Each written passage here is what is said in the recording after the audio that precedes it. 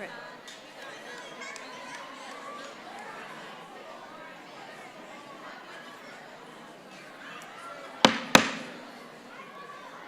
I now call to order the May 3rd, 2023 Special Board of Education Workshop and Meeting.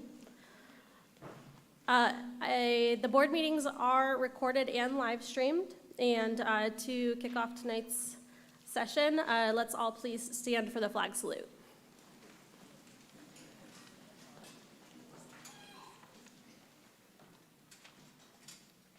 Salute pledge.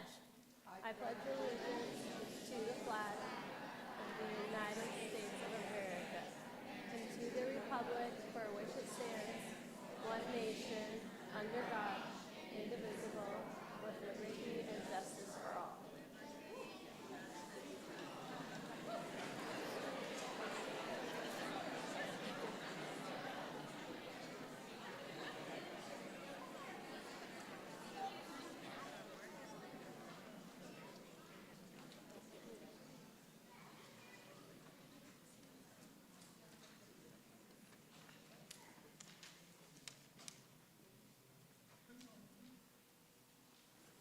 All right, thank you. We will move to announcements. Item 2, do we have announcements from any board members? Member Robinson. Thank you, Madam President. I know that we're headed into an evening where there's going to be a lot of dialogue and discussion, and I love that. Thank you. I wanted to let people know that even though there were in excess of 100 emails in my email bank, I tried desperately to respond to each one. If I missed you, I'm sorry, but I do try. The other thing I want to just mention is that during the night, you may wonder, well, how come they, meaning the board, didn't take care of that already? And it's because we don't talk to each other between board meetings. We can't. We are restricted to dealing with your business in front of you. So the fact that it may seem like, oh my gosh, why couldn't they have already taken care of that? It's because we are mandated by the Brown Act to do the public's business in public. So that's all I have to say.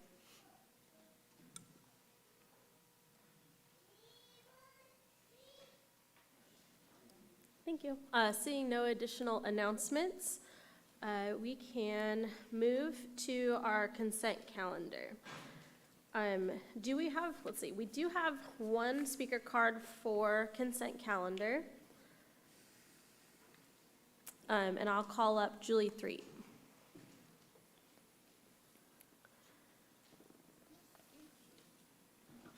A lot of people here. I thought so too. Okay. Well, we may circle back. I actually thought I saw Julie here. Okay, well, seeing no additional public comment for consent calendar, do we have a desire to pull any items or a motion?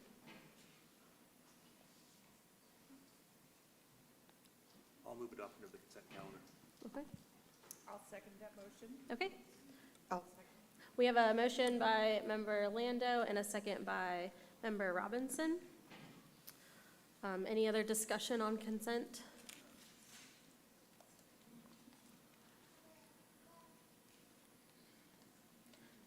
Julie? I called you up for public comment. We have not voted yet, so if you would like to speak on consent calendar. Had to get my reading glasses. Yeah, so I wanted to talk about the one additional head count that you've got from one of your programs, one of your, I believe the IEP programs. So I'm just here to encourage this board and everybody we need to really step back. And, last spring, Diane brought a presentation here and she talked about, over 2,000 children you've got on these IEP plans. These state-sponsored disability plans. It's a trend line. You went from like 3% 10 years ago up to 20%. It's got to be 24 now. I want to know how many kids are, basically fundamentally disabled.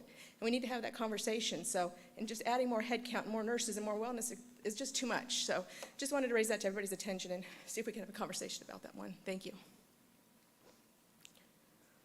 All right. Thanks for the comment. We have a motion and a second for consent calendar. Let's just start off with a roll call vote with Mr. Lando. Lando, aye. Tennis eye. Dalby, aye. Robinson, aye. Conkin, aye. Okay. The item is unanimous.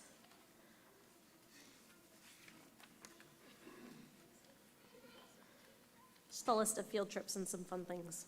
Yeah. All right, let's see. We're moving on to item 4, which is our board workshop. Sorry?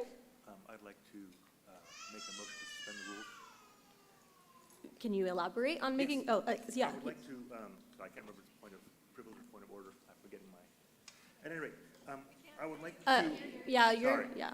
I would like to move that we suspend the rules and consider item 4.2 before item 4.1 on account of a lot of people with kids being here, getting them their chance to speak, and home on a school night. Second.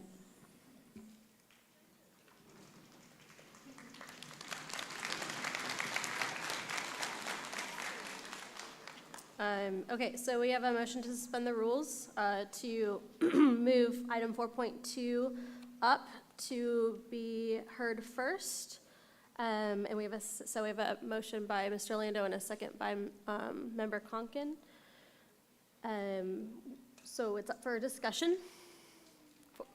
Simply one additional comment, that if you have the means to stay and listen to give input into our discussion of grading philosophy and practices, it will be interesting and useful, and I would love to have some extra public input, but I know what we're all here for, so.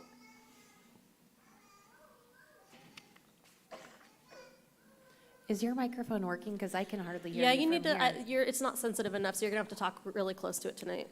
Okay. Thank you. Did you want to have any other discussion? Okay, all right. So if there's no further discussion, mine's too sensitive, so I'm gonna actually move it away from my face. We can, let's do another roll call vote. We'll start with you, Mr. Lando, since you made the motion. Lando, aye. Tennis eye. Dalby, aye. Robinson, aye. Conkin, aye. All right. Okay, so with that, we're actually going to move the workshop topic, which is informational only, on homework philosophy, grading philosophy and practices, and local assessments. Another thrilling topic for especially students to speak on if you want to stick around after we move our 4.2 item up to be discussed first, since that is most likely what brought you all out here tonight. So thank you for bringing that to the table, Mr. Lando. So with that, we are going to move to item 4.4. I'm not completely numbered, sorry. 4.2, okay. I just said it. I just don't have my stuff fully numbered. And this item is a discussion action item. Special board workshop facilities master plan update. Consider elementary surplus capacity and prioritization of elementary school master plan projects, presented by Julie Kissel. And before Julie gets up here and starts, there's a few things that I want to go over. Just a little bit of history, how we got here and why.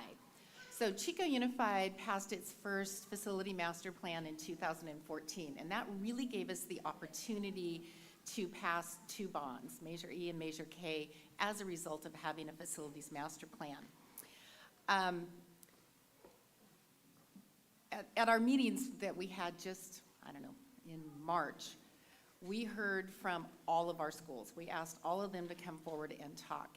And we have, as a result of our bond measures, we've been able to touch our comprehensive high schools. We've been able to touch our junior highs. We've been able to touch several of our elementary schools.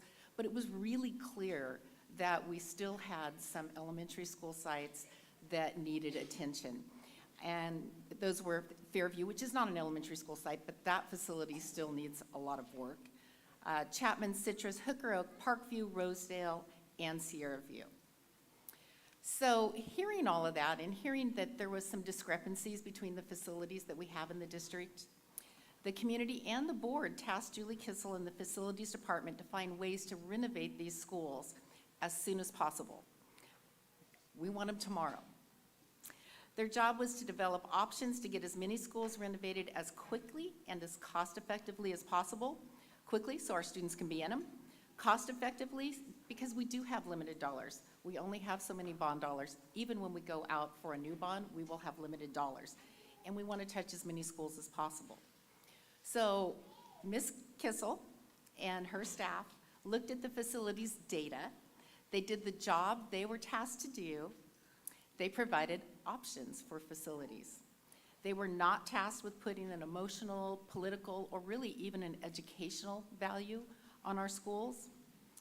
And we know that schools are incredibly important to their school community, our staff, our students, our children, the graduates, people that have ties to the schools are passionate about their schools. And we've literally, as Ms. Robinson mentioned, we've heard from hundreds of you. And that's exactly what we want. We want that passion. We want your involvement.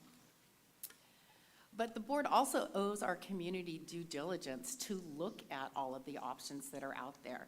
So I do want to really thank Julie. We may not always like the options, but at least they did the work to give us the options. So tonight our facilities team is going to present those options, and our board may make some decisions, and the decisions that the board makes will guide our facility master plan, which Julie will bring back in the fall.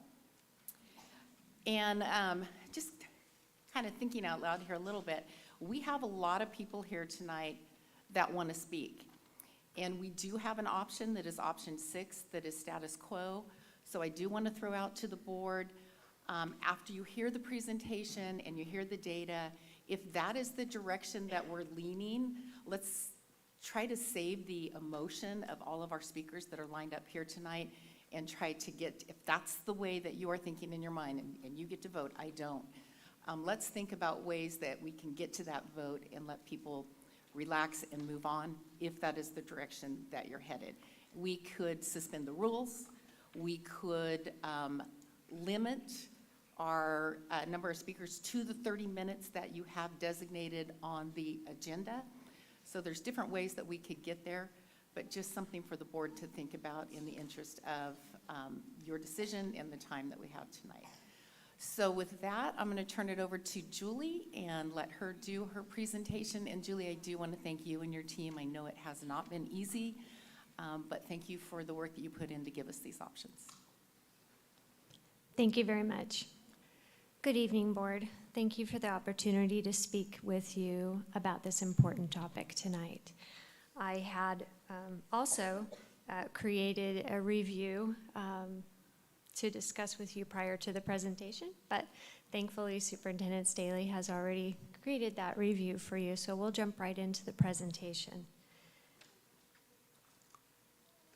So the goal for tonight is to answer a request by the board to prepare examples of what the open structure program could look like if the Hooker Oak campus is repurposed. So we will be providing some options, which you've already seen, that we can walk through together to provide high quality facilities for all elementary schools student-wide.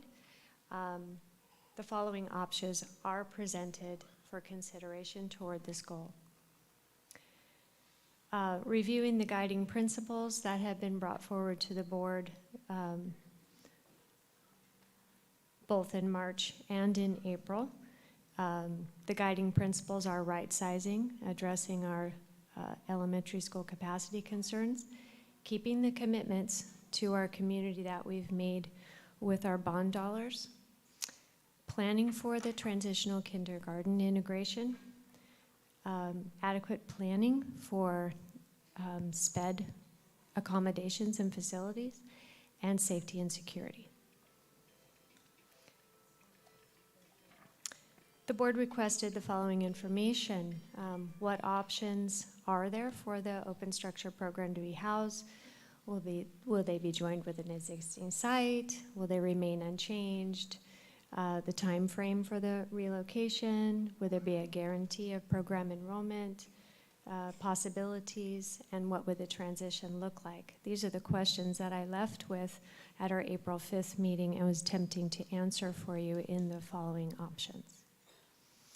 Option 1 is a co-location of the Chapman Elementary School population as well as the open structure program in a large capacity campus of 672 students. The second option, 2A, is providing the open structure program at Neil Dow in 1 class per grade level. Option 2B is for 2 classes per grade level, which is the current program of the open structure program. Option number 3 would be a split of the program with a portion of the students going to McManus and a portion of the students going to Neil Dow. 4A is the open structure program at McManus at 1 grade per class, 1 class per grade level. And then 4B is the 2 classes per grade level at McManus. Option 5 is eliminating the open structure program from the district. And number 6 is the status quo option, where we leave the open structure program at the current Hooker Oak campus.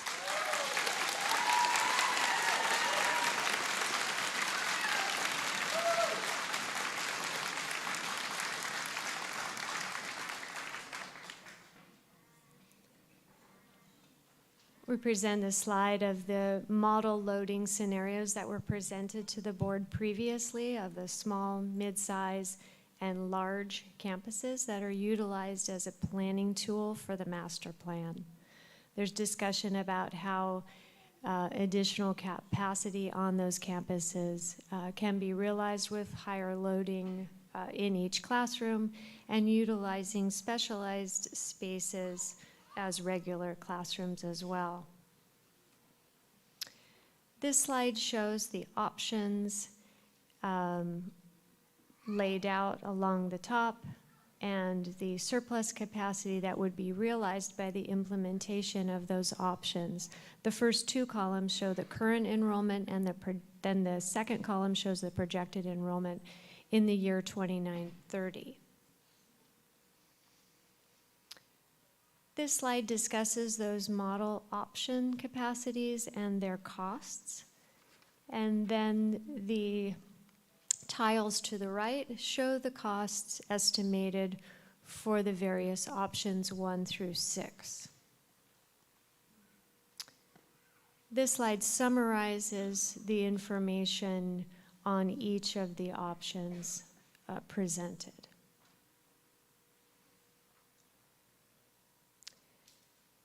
The board also requested at the April meeting to investigate the historical building process, which we have done so.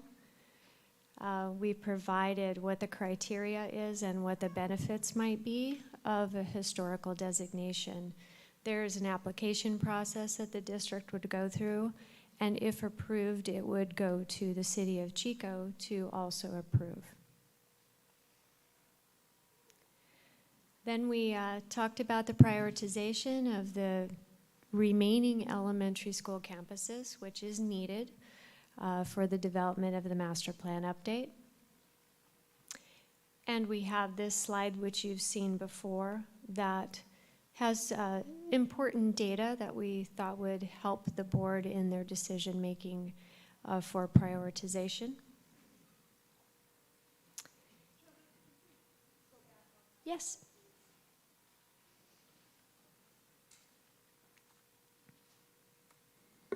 So, I can hear me. Just to clarify that this slide shows the population of the students that are currently enrolled in those schools, right? That's correct. And just to clarify, for those that aren't familiar with some of our terms, unduplicated means they fit the criteria for low socioeconomic, They're classified as an English learner eligible for free or reduced price meal or foster youth. okay, but it doesn't include the low socioeconomic that we get our LCAP funds enhanced by. It does. It does? Yes. Okay, I thought I understood that it did. Okay, thank you. You're welcome. Thanks for asking. We were also asked to provide some assumptions regarding scheduling and available bond dollars regarding this implementation schedule that we're asking you to designate for us. So assuming that the district is able to pass a $225 million bond in the future, and an assumed allocation of 15% of that value allocated to charter schools would culminate in a total of $190 million available for the next projects of the master plan. Again, Yes. I'm sorry. I had to ask this stupid question and get an answer, so I figured somebody else might be curious. It says assuming the $225 million thing. If we know that we need $425 million, why don't we just go open it for $425 million? So I know the answer, but I'm going to let you tell everybody else what that answer is. Well, that's a good question. Go ahead, Jacqueline. I can take that one. So there is statute that as a unified school district, we are only allowed to assess $60 per 100,000 assessed value of property. So depending on the property value within Chico unified boundaries, that's the constraint at which we can issue a bond. Thank you. So it doesn't necessarily always match the need, it's the ability to Yeah. assess. That was a surprise fact for me. So I figured, well, because it is constraining, that limit to how much debt we can carry has a significant impact on how long it takes us through a facilities master plan to implement the different phases that we have out there. And I just thought it was important that we all know that. I have a follow-up question to that. My goodness, my microphone is sensitive. When or what is the constraint to then go out for another bond? So at what point would the district be able to justify or allowed to go out for an additional bond? So there is a maximum debt that a unified school district can have. So as we, much like a home mortgage, as we pay down the principal on our general obligation bonds, that gives us what we call bonding capacity, or the ability to issue future bonds. So you have to kind of pay down your principal before you'd have capacity to issue another bond. And so in this scenario, if we were successful and it was the most amount that we could go out for, this is too many variables for you to like give me a firm answer, but would we be looking at 4 years later we might be able to go out for another bond, 6 years later? What would be the general guesstimate? So what's interesting is we'd have to layer Measure E, Measure K, and a potential new bond in '24 on top of each other. So when you pay down principal in all three, then that gives you the bonding capacity. So how we've structured Measure E and Measure K have a direct correlation or impact on how our ability to be able to go out. But you're probably looking at 6 or 8 years, 6 or 8 years, okay, roughly. thank you. Another important figure, folks, to remember is the answer to Caitlin's question was 6 or 8 years out after we've passed the first successful bond. Important thing to remember. Since we're on the money topics, option 6, the status quo option, says that doing so would have an estimated bond fund impact of $50 million. Can you explain where that figure comes from?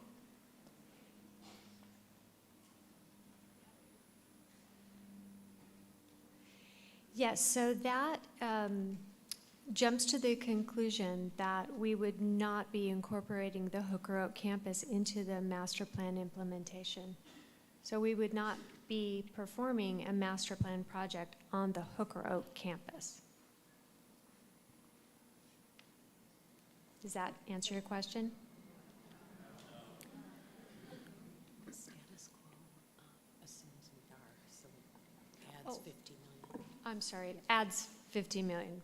It was- So, because It- we would, sorry because we would about be that. taking Hooker Oak out of our future cycle of improvement and rebuilding. Right. We- One of the advantages to taking the Hooker Oak campus, repurposing the Hooker Oak campus means that you would not be spending the $50 million to modernize that campus, renovate that campus. So if you're putting it back in, then the money goes back in as well.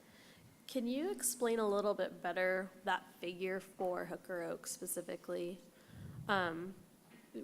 Last time we had a facilities master plan discussion, we talked about citrus. We talked about just doing a light touch on citrus, because the alternative would be to completely demolish it and rebuild it. And there are additional costs now associated with new state engineering requirements that make that project way more than what it would have been, even 6 or 8 years ago, I think. I think that's the timeline. That's correct. The replacement cost comparison to the modernization cost comparison per square foot leads you to a complete tear down and rebuild to make a cost-benefit analysis of the Hooker Oak campus. Right. So that leads you to a complete rebuild of the campus that would be comparable to the other campuses we have modernized. So different from what's shown in the 2019 master plan significantly at a cost of an estimated 50 million. 50. Yes, Sorry, 50. I can't hear 15 versus 50, sorry. Okay. Julie, thank you for all your hard work on this. I understand, and we talked about this a little bit at our meeting a month ago, that option number 5 could have some very serious benefits for Chico High and Inspire High Schools. Could you please describe those? Yes. So at our meeting on March 8th, the board received information that the implementation of the Chico High Facilities Master Plan would be impeded by Inspire School of Arts and Science being located in the current footprint that they have now on the Chico High School campus. It is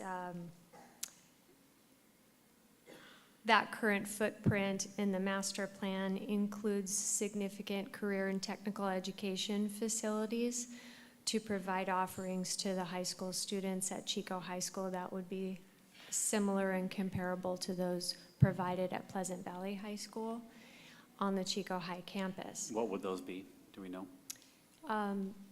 Yes, medical pathway, sports med pathway, arts, teaching academy, ag and natural sciences, to name a few. Yeah. Go ahead. So, finding an alternate location for Inspire School of Arts and Sciences has been on our to-do list for a number of years. The board had decided to place them at our future Canyon View High School property several years ago. They have designed plans to move to that campus. However, the project is too expensive and the funding is not available and not available for the foreseeable future. So the likelihood is that they would remain at the Chico High campus until another viable opportunity comes up. So what would some other viable opportunities be for Inspire High School? So they've been doing a great deal of fundraising. They hit a really tough spot during COVID, trying to raise funds for their project. So that it has been a slow go for them, but they could get a funding source somehow. They are actively trying to do that. So some money could come in, and then they could build at the Canyon View campus or elsewhere. They have a grant from the state to build, but it does have to be on a Field Act compliant site in order for them to use those funds. So they're not able to use those funds at a commercial site if they were to buy a commercial property for their school. So they would have to have a school site then?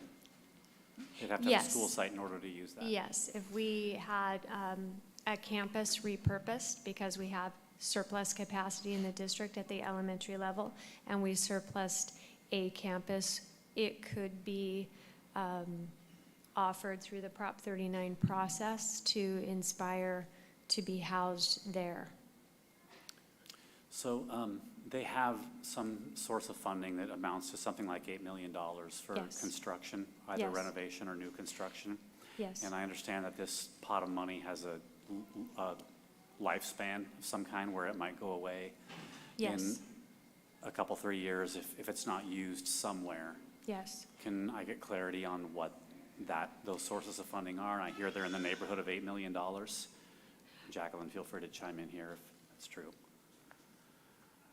So the grant money that Julie was just referring to, that's the money that Inspire has, that's in addition to their allocation of Measure K and any fundraising money they have, to be able to secure a permanent location for their school. And that's about $8 million?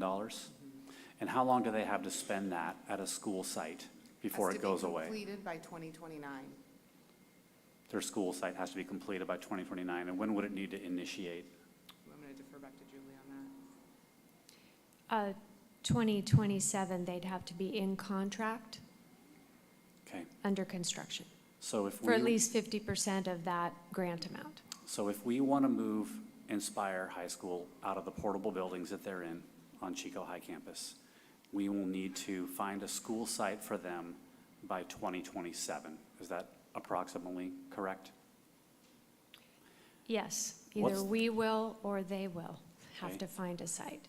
What's another good school site option besides Hooker Oak for Inspire High School? Within our district? Yes.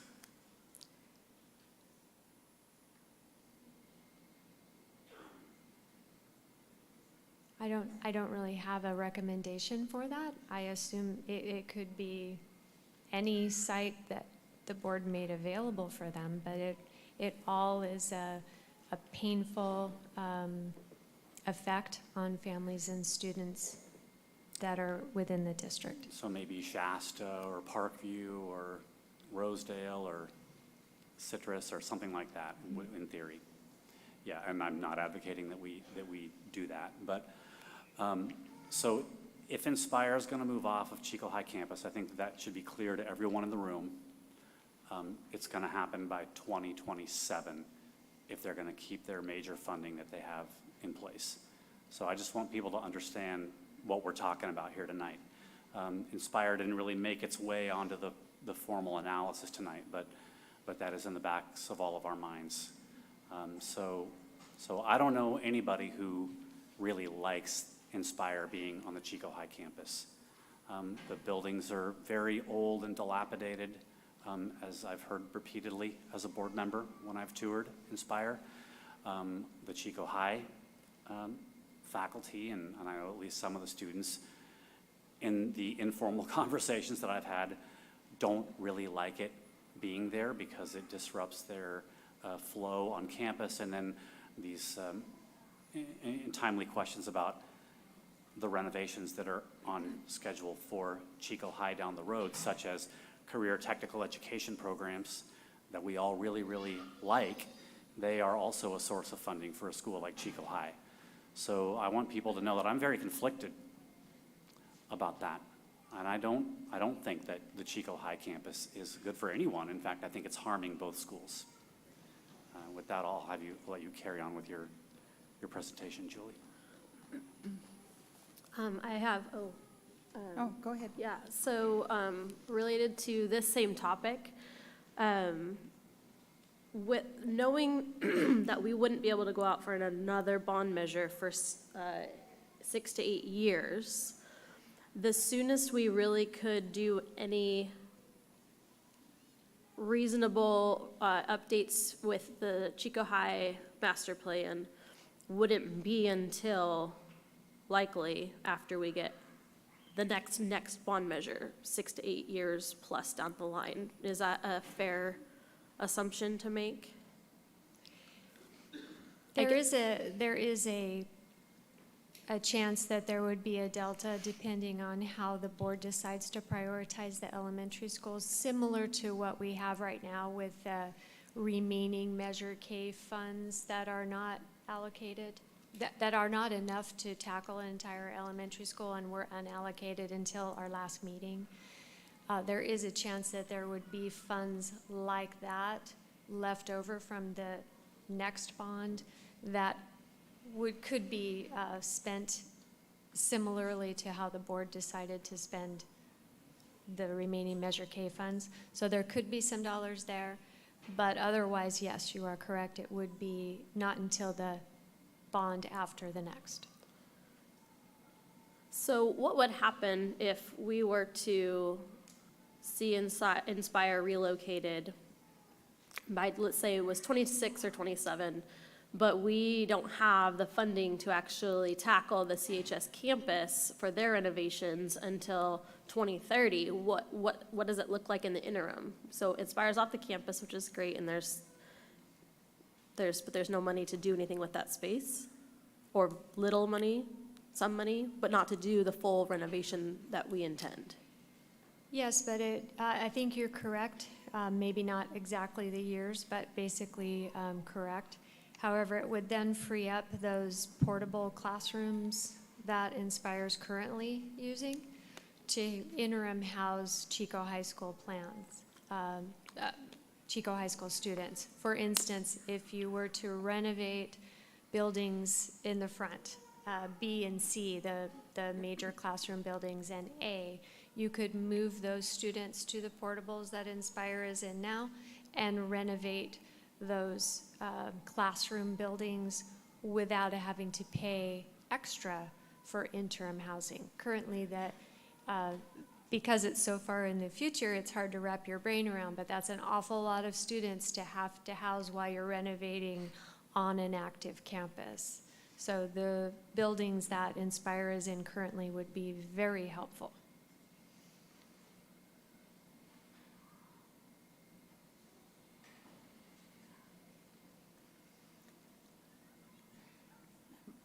Go ahead, Sophie. Yeah, go ahead. Thank you. One of the reasons why I think Your mic's not on. It's the way I answer my phone. I push the green button and nothing happens. Inside joke, folks. My focus as a board member are the quad schools, the quadruplets we've called them. There are 4 elementary schools, as we all heard in February. Was it February or March? March. There are 4 schools that were all built within a very short time span of each other, using the same campus model, and they've all been occupied and used for the same period of time. And they're all basically horrible. In spite of all of the baling wire and bubble gum our maintenance and operations folks have used to try and keep those campuses going, they're ready to be rebuilt. I think we know that that's what I see. I see 4 schools at the elementary level that desperately need replacement. I also can read those numbers on how much a bond would make us available. We have 4 schools, we could all probably only do 3 in the first round. A large, 2 smalls, a medium, 2 smalls, a large. There's a couple of combinations, but basically, we're not going to get 4 done out of the next bond election, which means we're leaving one elementary school again to wait another 3 to 5 years for its replacement. I don't like that. I wish that there was magic and we could get more money out of a bond, but we have constraints. We can't do it. My focus then turns to making sure that no matter what I do to vote tonight, I'm getting that 4th school included in on replacement as quickly as possible. To me, the impact of a repurposing of Hooker Oak right now on those students, plus depending on what configuration we were to approve at other schools, it's spreading the misery around with no good reason, in my opinion.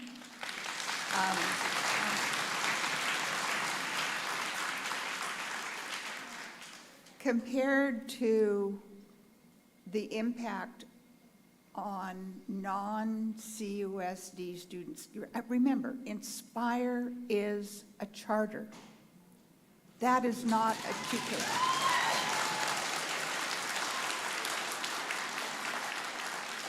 It's an amazing charter. I was involved from the beginning of the formation of that charter, and what they've been able to do has met the purpose. They have done an amazing job of doing what they said we needed to do for a charter. They accomplished it beautifully. And I am so proud to have anything associated with Inspire being at all connected with Chico Unified. I hate that the cost of moving them out to the Canyon View property is as high as it is. I'm hopeful that they are able to pull things together and somehow work out the funding between what the state has offered and what they can raise themselves. They had some really good ideas before COVID for big, massive fundraising that wasn't able to happen because of COVID. And I'm hopeful that they're able to get back into that vein. I don't see a need to rush to move them off the Chico High campus since we don't have the funding. We don't have the funding to really do significant damage to that footprint. And we do have an opportunity to use what we have available with a bond if it's approved, and the $50 million that we currently have sitting there to work on Citrus and Hooker Oak to the extent we can without running into the... Eileen, can you wrap it up? Huh? We're supposed to be asking questions. Can you wrap it up? I have a question. Okay, well, for her. Yeah, okay, Yes. okay. And since we don't get to talk between meetings, I'm going to talk now. We can get to a certain point of renovation without running into the state saying, it's too much, you can't do that. And so have I missed something? Am I off in the analysis of where we are? No, not at all. The only thing I would add is that in no way would that facility be comparable to what we're trying to achieve at the elementary level. Yes, I agree. It would not be comparable in special education or transitional kindergarten or the nutrition services, multipurpose. It would not be comparable to projects like Marigold or Neil Dow, Shasta, or what McManus is going to become hopefully shortly. Can you, Julie, express in layperson's terms, basically, we have more school capacity, grade school capacity, in the center of town than we have students in the center of town. Is this not correct? Yes, that is the case. In the geographical center of Chico, we have surplus capacity. We have surplus capacity that is not in the area that the district really needs it. The district really would need capacity in the northwest, where there's a significant amount of residential development. However, the district and board directed that the district provides choice for parents to send their students where they choose. So we don't enforce school boundaries unless we have to because a school is overfull. So yes, a great deal of the surplus capacity at the elementary level is in Central Chico within 4 or 5 schools. And so one of the things that puts Hooker Oak on the radar screen for possible repurposing is that it's in this area where we don't really have an increasing number of students and we have excess capacity. Right? Yes. I have a question. Okay. In regards to Inspire, and I agree with you, Eileen. I believe our priority is with our Chico Unified School District, but understanding like the partnership that we have there with Inspire, just as a community member, I see what they provide for our community. And I think it's a wonderful opportunity for so many students, and I had the opportunity to meet with several of those parents, and they expressed just how meaningful Inspire has been for their students' lives. So I don't want to devalue that by any means. But I just want to kind of understand a little bit more like what commitment we do have with Inspire, and maybe it's helpful for all of us to know. That's a really good question. Thank you. Inspire was established approximately 10 years ago. At that time, a similar process, as Trustee Tennis mentioned about where could they be located, occurred. An analysis of each and every school campus that the district owns was evaluated at the time for housing Inspire. Eventually, they landed at Chico High School because we built a 2-story classroom building at Chico High, and we were supposed to demolish the portables that Inspire now is housed in. They didn't get demolished as planned, and Inspire moved in.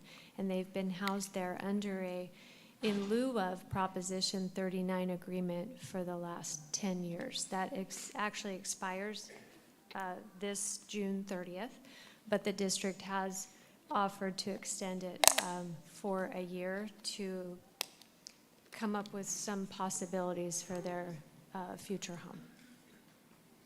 We will, any charter school in the district can provide a Proposition 39 request for facilities.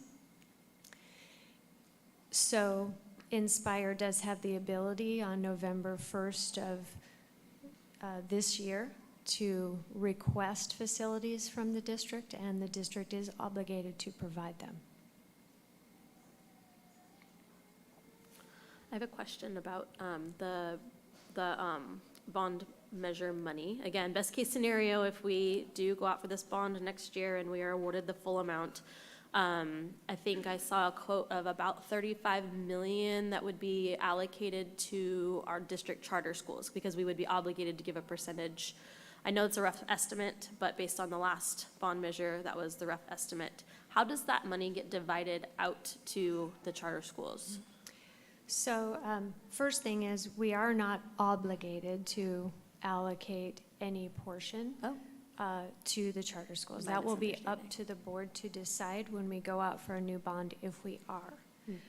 I've jumped to the assumption that it was successful on Measure K and that we would do it again.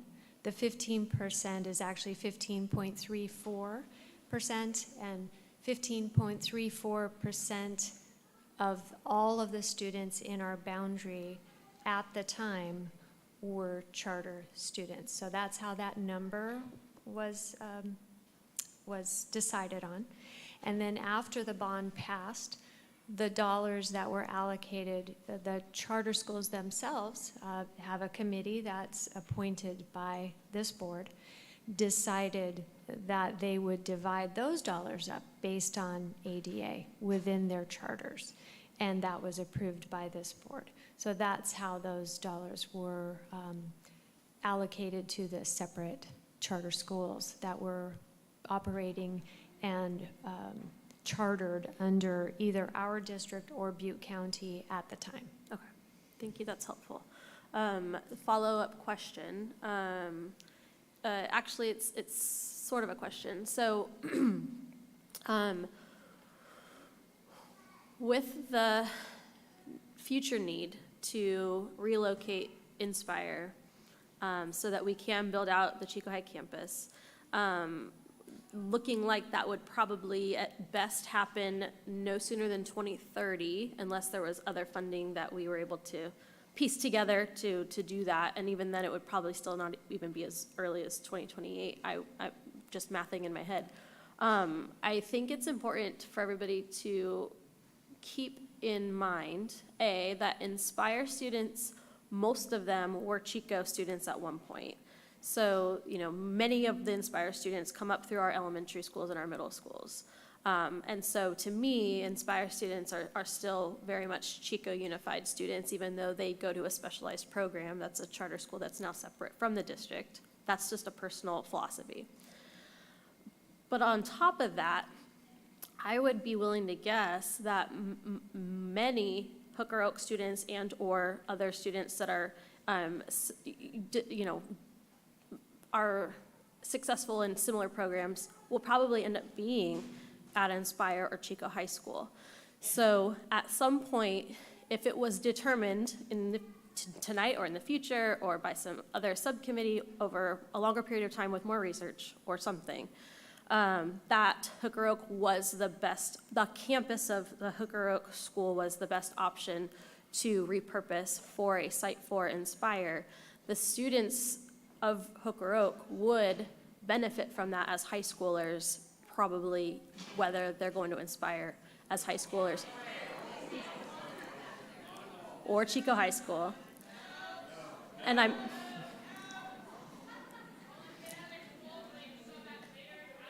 it's fair to have opinions. I'm just pointing out that there are future students that you all have in your homes that will benefit from some of the decisions when they're in the high school level. And I'm not saying that Hooker Oak's the best option. I'm just saying, for example, there are students who are first graders, second graders, third graders now that will benefit from some of these upgrades at the Chico High campus and as Inspire students in 2030 to 2032 is the bottom line. And so I'm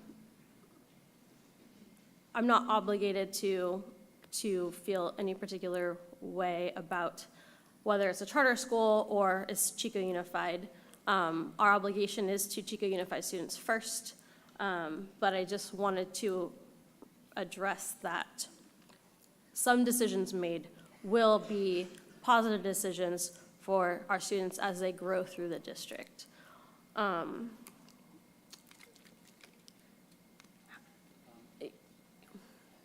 But I think that their options are still in need of more research. It's gonna be Eileen first. Julie, you mentioned the agreement, the Prop 39 extension that we granted Inspire this year, and that November 1, we have to make another decision on that. Could we, for example, not that I'm proposing this, just could we offer the current Inspire site to Inspire for as long as 10 years? Yes, that's a possibility. I can't think of any other scenario that you could offer at this point. The only space that the district has available is at Chico High, so that is the only offer that is could be on the table in the options that are available. And I have another question. Once upon a time, I was on the Inspire board. I'm sorry, one more clarification. Yes. Proposition 39 agreement is a one-year term. So Right, it's but 1 there's- year at a time. 1 year at a time. That, I didn't know that. Thank you. When I was on the Inspire board, there were statistics about the number of students coming from outside of the district to attend Inspire. Does anybody have that figure off the top of their head?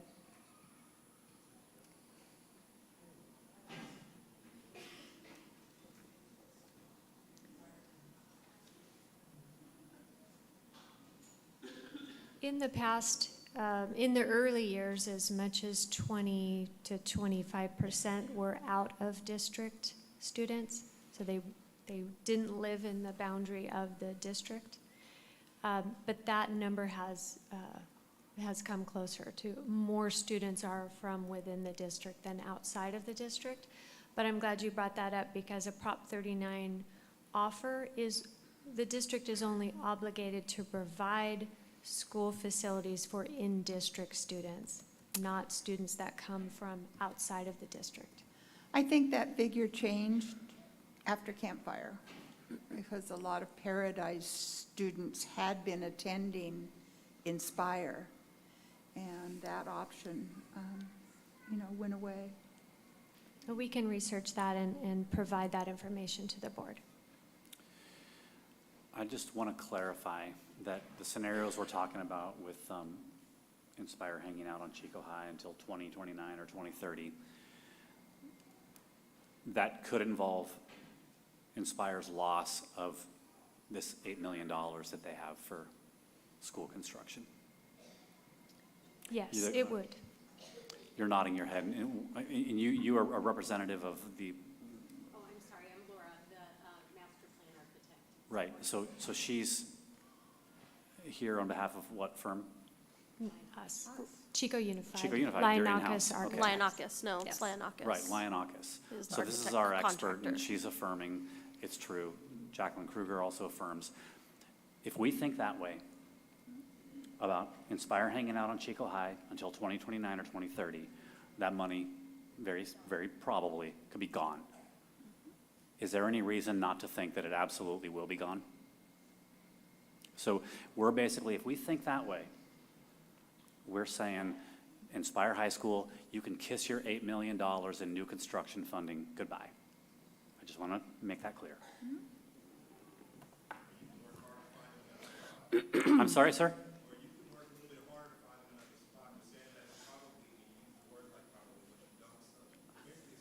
Which spot would you propose? All right, I'm gonna put the stop to this. Please, we'll have order. Please, we'll have order. Do you have any other questions for Julie at this time? I have a quick one regarding the Prop 39 agreements, because I just want to clarify what I believe is true, that while they can make a Prop 39 request, and we have to honor that for 1 year, we could go outside of that and make a separate use agreement with them that would, so they wouldn't have to keep coming back every year, right? We could say, Correct. you've got 5 years or until you find a better site.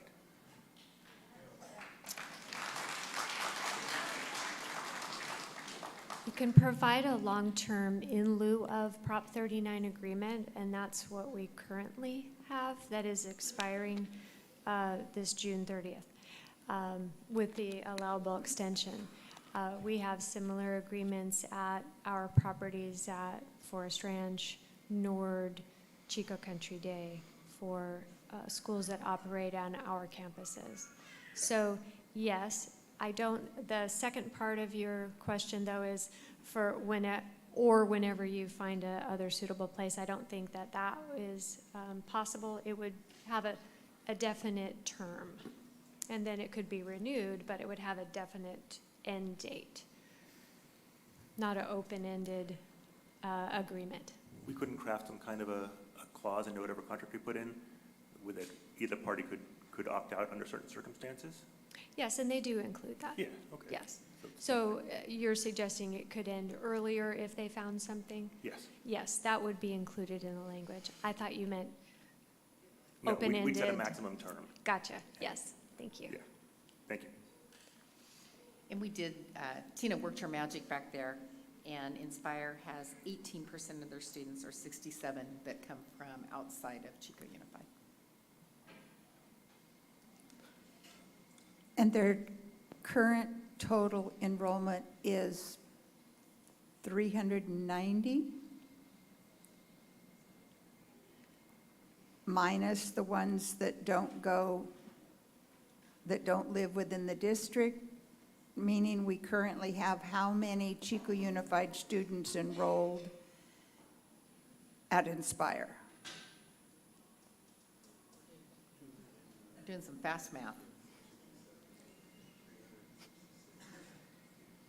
Total enrollment's 366, and 67 students are from out of Chico Unified boundary area. So the say again, what's the, Their current enrollment's 366. and of that, 67 7 are out of Chico Unified boundary area, and 299 are within Chico Unified. So we're boundary area. talking 299 students. Thank you.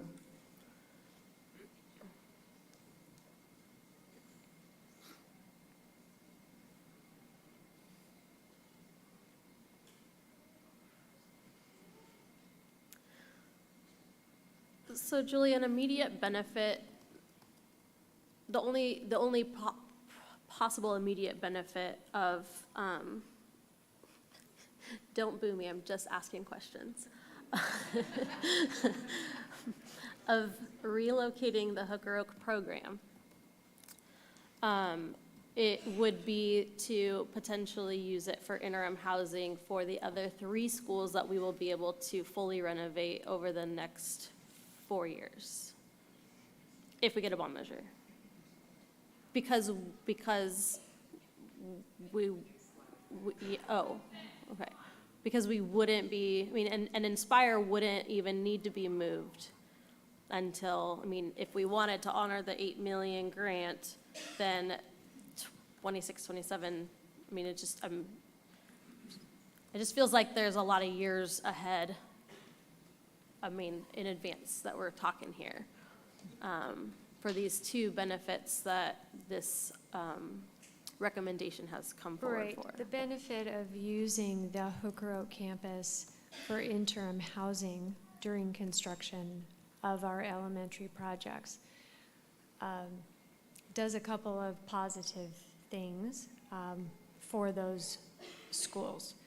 It lessens the impacts of multi-phased construction on their site, and it also decreases the duration of construction on the site, therefore bringing the cost down. And it has a domino effect, meaning you get to the next school faster. Because your construction period was decreased, you're able to do more construction sooner. But those schools could be done simultaneously. We believe that 3 of them could be done simultaneously, yes. And Without interim housing? they can be done simultaneous without interim housing, but each one's duration would be lengthened. the duration and the impacts to the campuses that don't have interim housing, or we have to provide interim housing on the site. For instance, let's use Chapman as an example. So Chapman is a fully operational school, and we want to build on their campus. We would need to create a portable campus on site at a cost of roughly $6 million to house those students in while we tear down and renovate their existing buildings. Or if you had a campus like Hooker Oak available, you could relocate those students, not spend $6 million on creating a temporary campus for them, tear down, rebuild their buildings, move them back in. So that's the benefit of having a campus that can be utilized for interim housing. You're going to pay for it somehow. You're either going to pay for it, by putting a temporary campus on the campus, or you're going to do it in very small, multi-phases. So you're building something new, you're moving a certain amount of students in, then you're tearing down old and rebuilding that, moving students in, so it's a leapfrog within the campus, which is similar to what we have done and experienced at McManus and at Neil Dow, and it was impactful to students and teachers and families to do a multi-phase project, and it did extend the timeline for construction substantially. No, Tom? Thank you. I just want to, again, for clarification, if we had a campus that we were using as interim housing for construction, that would preclude it being used to house Inspire, right? It would, until a later date. Okay. So if we had such a campus, roughly, do we have any idea how long we'd be looking at before Inspire moved? I'm Sounds gonna let Laura Noss come up because she's been helping with these and brainstorming on these options. So I'm gonna let her come up and help me with that. By all means, thank you. So with the assumption that a bond passed in November of 2024 and we had done some pre-work out of the current bond allocation, it was our expectation that the students could be in to the campuses before 2027. And the idea would be then that space could be available for Inspire, and they could leverage their $8 million on perhaps some upgrades and renovation at Hooker Oak. The devil's in the details, of course, but that is the assumption that we're making now, and as Julie said, running several projects in parallel in order to move those elementary schools a little more quickly. Thank you. So there's a cost savings for doing that because of the temporary housing versus relocation, but there's not a time benefit. Like, there's a time benefit for actual construction, but it doesn't mean that we're gonna be able to finish our facilities master plan list faster. Like, we'll get through the next 3 schools, but we're still gonna have to wait several years before we can do another full renovation, right? So I guess what I'm saying is it doesn't matter to me, to me, it doesn't seem to matter if we have the 3 schools that we will get to do the full renovation on, get done in 18 months versus 30 months, because there's no rush. What are we rushing towards? I said besides the cost savings, the one-time cost savings, I understand that. And if you're talking $6 million maybe per school, or maybe it's $15 million per school, so that's.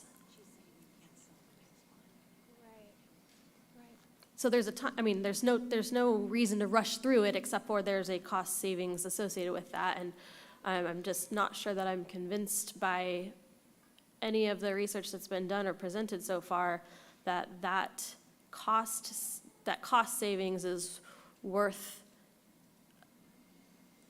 making massive changes to school programs right now.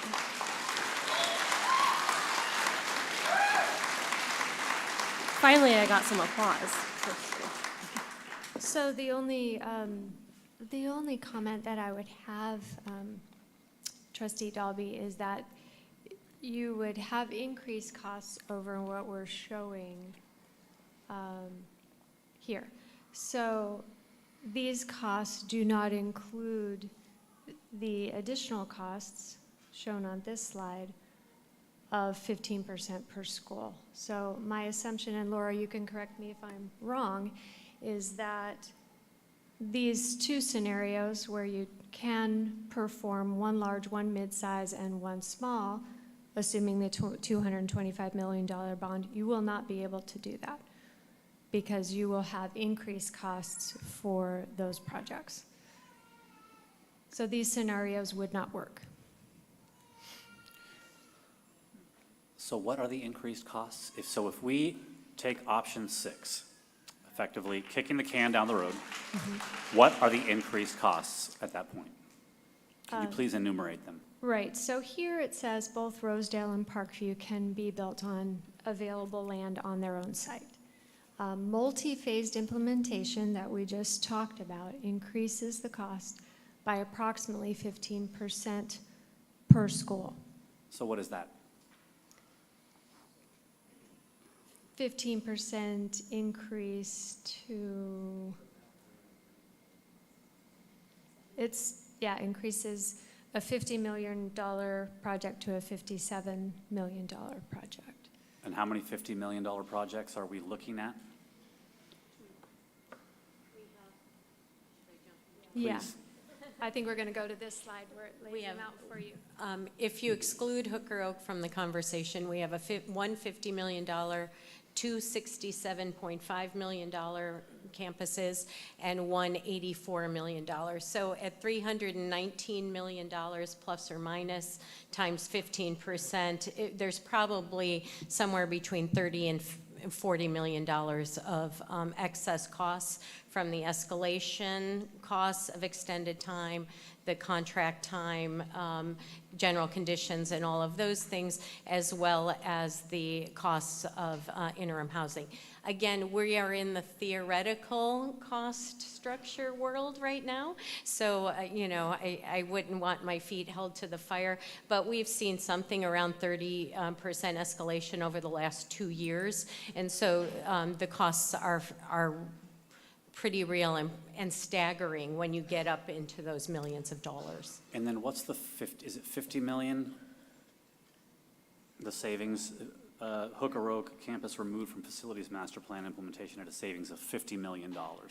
So if Hooker Oak remains in the master plan, the assumption was that it would be brought up to the same level as your other campuses, which would equate to a full replacement. If we did, as Trustee Dalby mentioned, or maybe it was Trustee Robinson, the light touch, like we talked at Citrus, that number I could imagine would be less. However, both Citrus and Hooker Oak, like the other campuses, require some sort of interim housing, especially on those sites, because as single buildings or predominantly single buildings, we can't be hopscotching people around. So we would probably have to build some sort of interim campus for either or both of those, or spread it out again over tiny chunks over 3 to 4 summers in order to complete the work. So is that what you estimated at 50 million? That is estimated, and it includes the district's soft costs on top of raw construction costs. And then the $35 million that we just calculated a couple of minutes ago, would that be included in the 50 million, or would that be separate? We calculated out $35 million associated with a 15% increase. Oh, that would across the be board. in addition. That'd be in Yes. addition. Yeah. So by doing nothing, right out of the chute, we're at least looking at, looks like about $85 million if we choose option 6, that we know pretty concretely it's going to cost an extra $85 million. Have I got that correctly? So $35 million, we added 15% across the board to the projects, and you're telling me there's a savings we would not benefit from of $50 million. So that's $85 million. I think we're missing a key element is we would be able to do some work, so we're adding the 15% on the total. That doesn't, we would likely be able to take care of 2 schools at these model costs. So the 15% would be on the other 2, Maybe not, half of that, not yeah. all 4, yeah. So instead of 35 million, it's 17 and a half, $18 million. Correct. So $70 million is what it'll cost minimum if we do nothing tonight. Approximately, Potentially, yes. potentially. Potentially, yes. Thank you. But that 70 million would include at some point the upgrade restoration of Hooker Oak. Yes. Okay. Which we don't need, because we have excess capacity in the middle of town. Go ahead. Julie, you mentioned if we were you mentioned Chapman as an example, and needing to provide housing during construction at Chapman. If you could temporarily house at the Hooker Oak campus, could you still continue to use Hooker Oak as its regular program and house in portables on the Hooker Oak site for those Chapman kids? If you were going to house them in portables, the cost would be the same, no matter where you put it. You could do it on another campus. I don't know why you would, but you could. So you could do the complete temporary housing with portables at the Chapman site without having to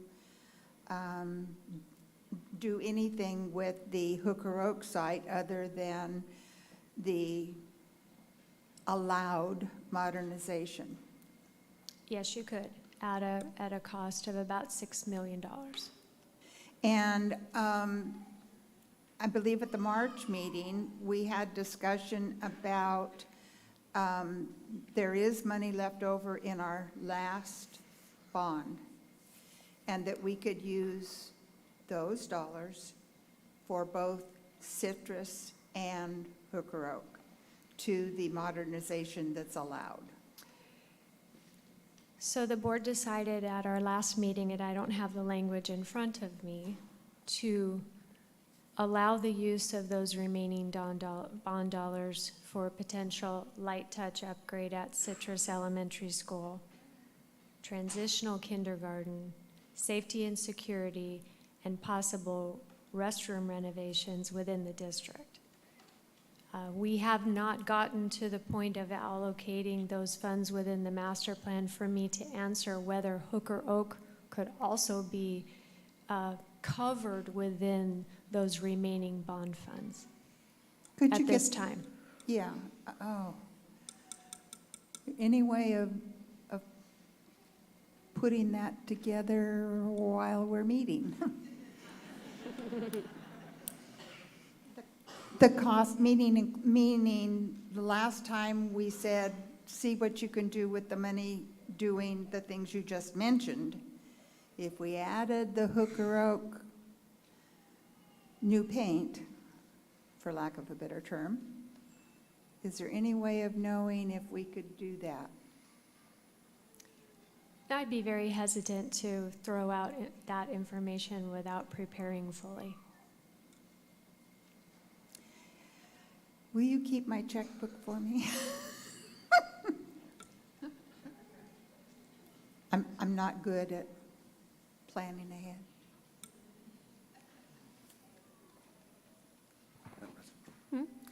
I'm going to actually switch tack for a second here. Because I know that we did some public outreach to gather information about the facilities master plan update, and clearly we missed the mark somewhere because we surprised a lot of people. So could you, you or Ms. Staley, refresh my memory about what the public input gathering was like, and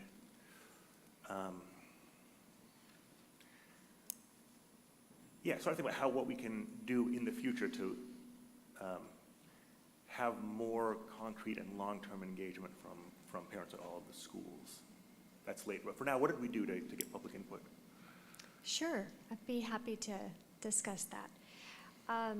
We had several community engagement meetings. We had a meeting scheduled for every school within the district that we performed in the late fall of this year. We have presented all of the information gathered from those meetings to the board. We've also performed multiple surveys to the public and to those school communities, namely the teachers and the other staff on each campus, and we've also provided that data to the board. It culminated in the presentation on March 8th, if you recall, lots of slides regarding what we learned from the school sites and what we learned from walks with their staff and principals, feedback from parents and PTAs. I do recall, and this is not on you, this is on us. The problem is that we asked for additional options, and the ones that came back, once we even have an option on the table about something as momentous as either closing or moving a school somewhere else, in the future we need to find a way to get lots of input from those parents. Because I suspect, I really do, that if we had a chance to talk this out with everybody, you guys, we've been talking about this all night. I'm talking to the audience, not you, I apologize.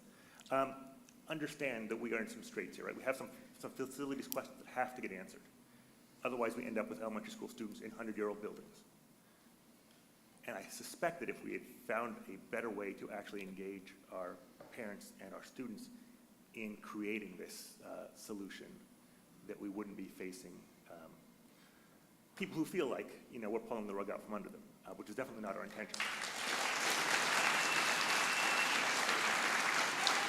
And I apologize to you, Ms. Kissel, there's not much of a question in there. I'm not trying to put you on the spot. Again, this is a planning issue that we need to address going forward in terms of how to gather that input. So I apologize to you, the public who are here today, because if someone told me that my student's school was considered for closure and I only had, a month's notice, I'd be upset too, for sure. But that doesn't negate the very real issue we have in terms of facilities, upcoming costs, and our aging infrastructure. So it's tricky, and I hope everyone sees that we're in a quandary here for real.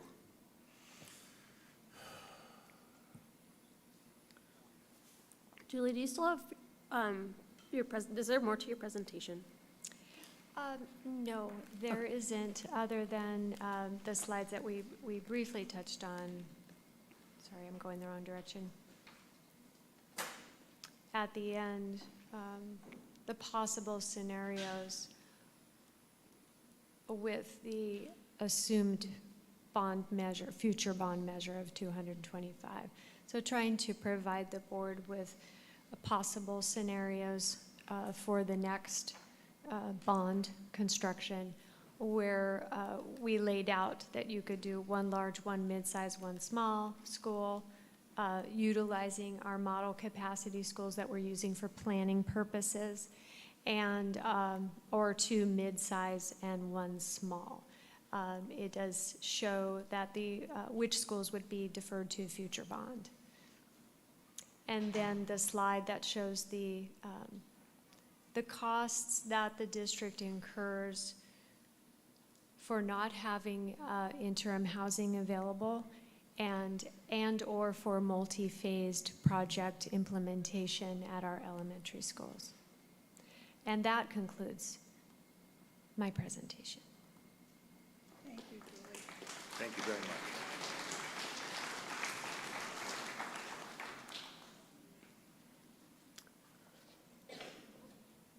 Are there any additional questions from the board? I probably still have a whole bunch floating around in my head that haven't all come together yet, but that's how it goes sometimes. We also, I think just for the crowd to hear this, we do, at the very least, see all of the emails that come in. There was, as of this afternoon, more than 130 that have come in since Friday. It's a very impressive turnout. And we ask questions to district staff frequently based on our own internal monologue, as well as questions that come from the public.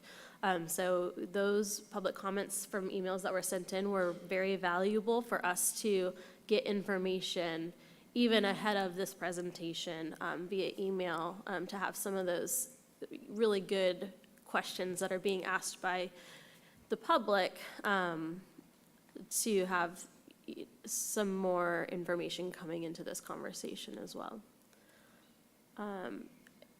I don't think I have any other questions from staff, which would move us to the public comment portion of our order. And we have, let's see. We have 42 speakers signed up.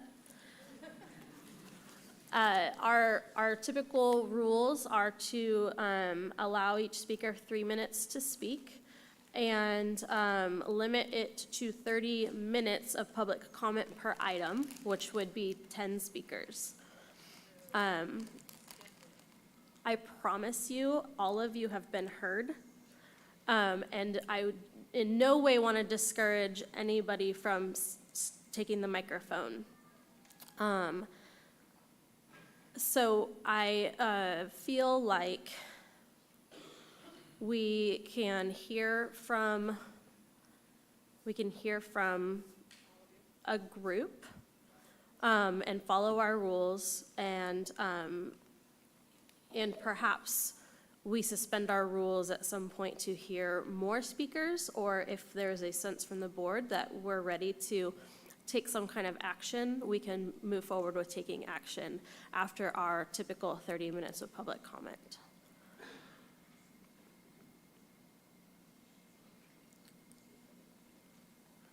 Okay, so I am going to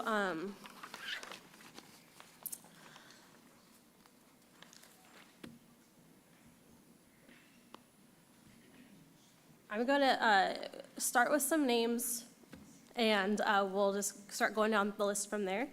And when the 30 minutes is up, we can revisit our rules and determine how we want to move forward from there. I need some water, sorry. Having major dry mouth problems. Luckily, it's your turn to talk and not mine. Okay. And so I'm going to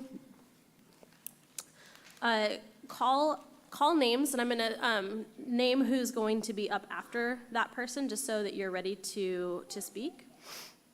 And then when you hear the bell from Mr. Hanlon, that'll be your indication that you have 30 seconds left to wrap up your comments. That'll be where you're at the 2.5-minute mark, and so that's your indication that you're almost out of time. We're not fancy and don't put up timers on the screen. Most folks bring up their phones so they can time themselves as well. It's not scary, even though it feels scary, and I hope that you speak your truth, and we want to hear from you. So with that, I will call up Lauren I'm going to say your last name wrong. Please remind me how to say your name. And after that will be Nancy Marie.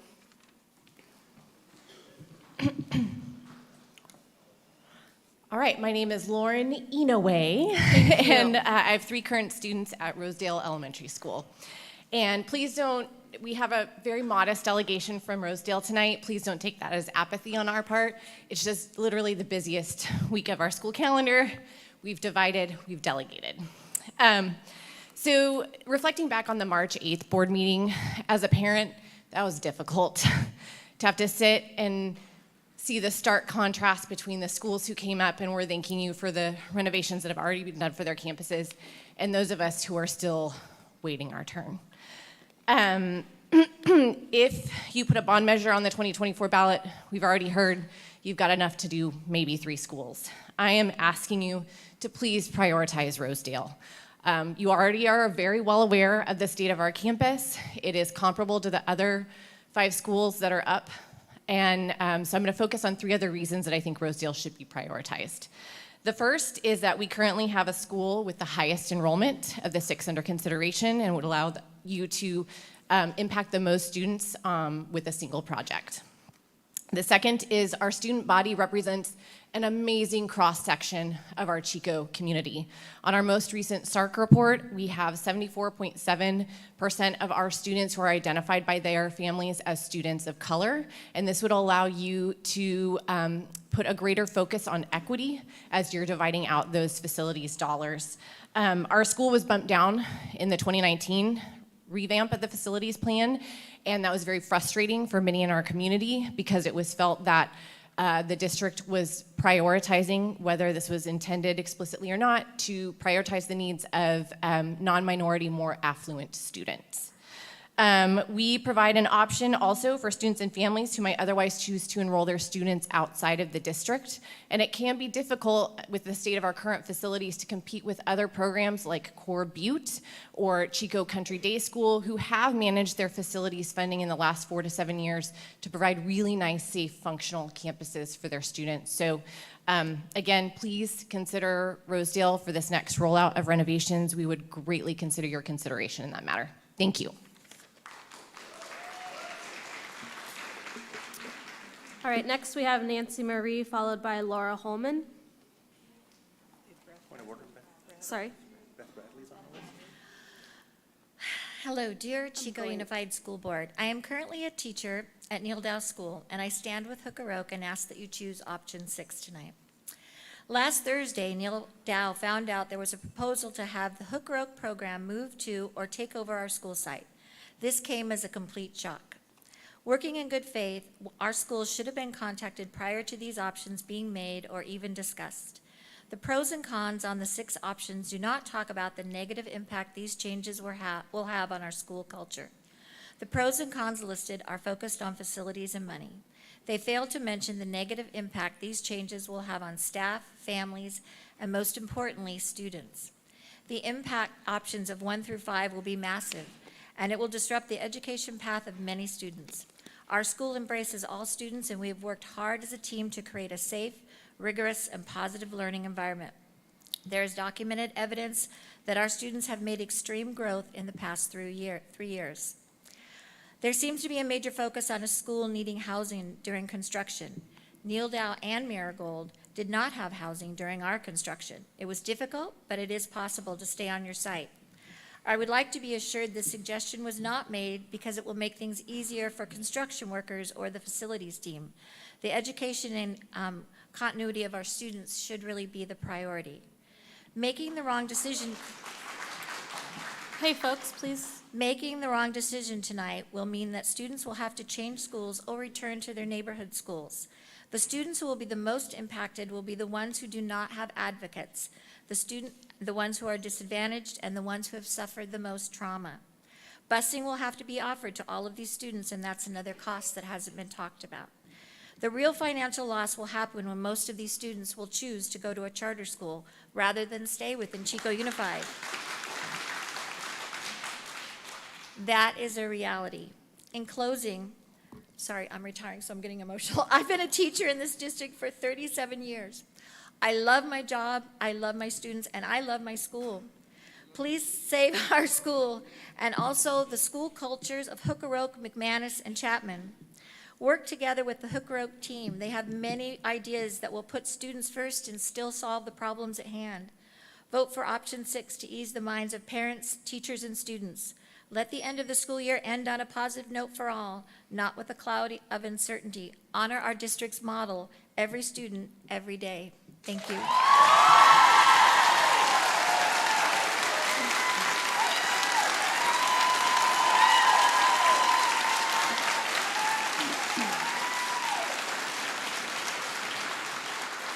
Laura, before you start, just one thing. I don't want to discourage anybody from expressing their support, ever. I'm only concerned about when speakers have to pause. It takes away seconds from their speaking time. So just with the cheers, I'm not discouraging cheering, trust me, but just be mindful of how that might be taking away.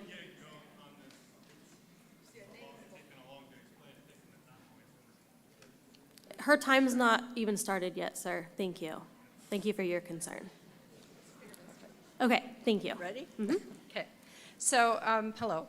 I'm the MTSS Title I teacher and DLC rep for Hooker Oak. Hooker Oak School is one of the hidden treasures of Chico. Charming and quaint, it represents the very soul of Chico.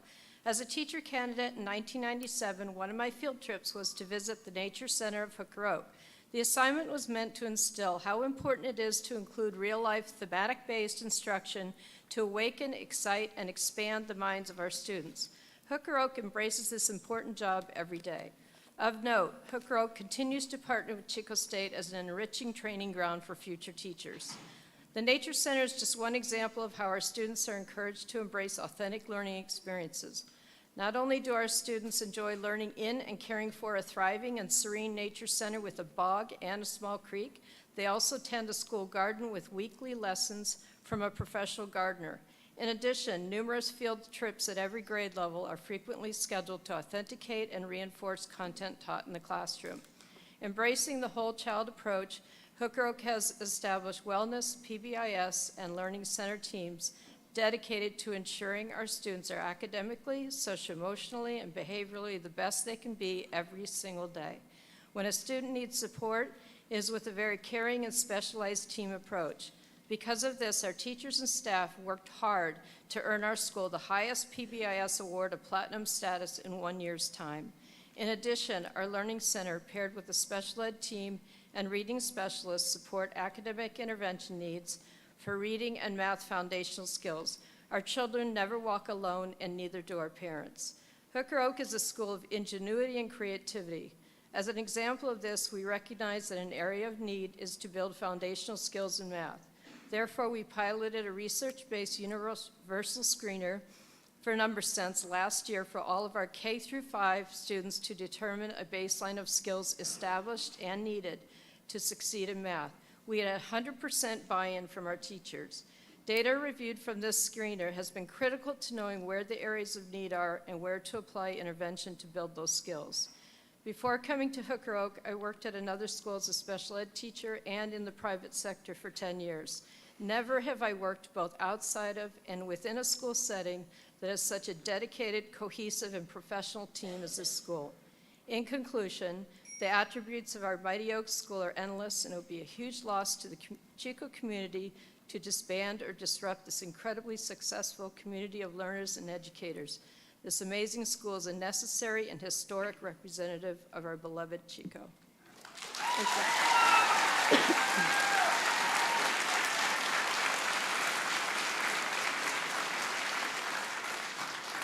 Up next, we have Beth Bradley, followed by Elizabeth Thrasher Wheatley.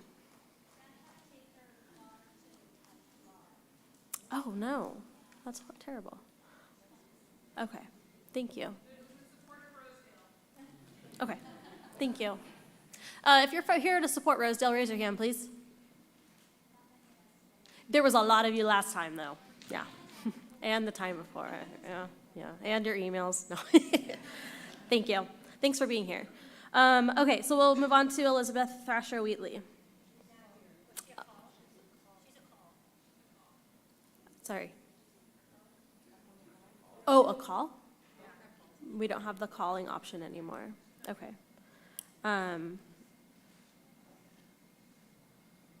Then we'll move to Tracy thank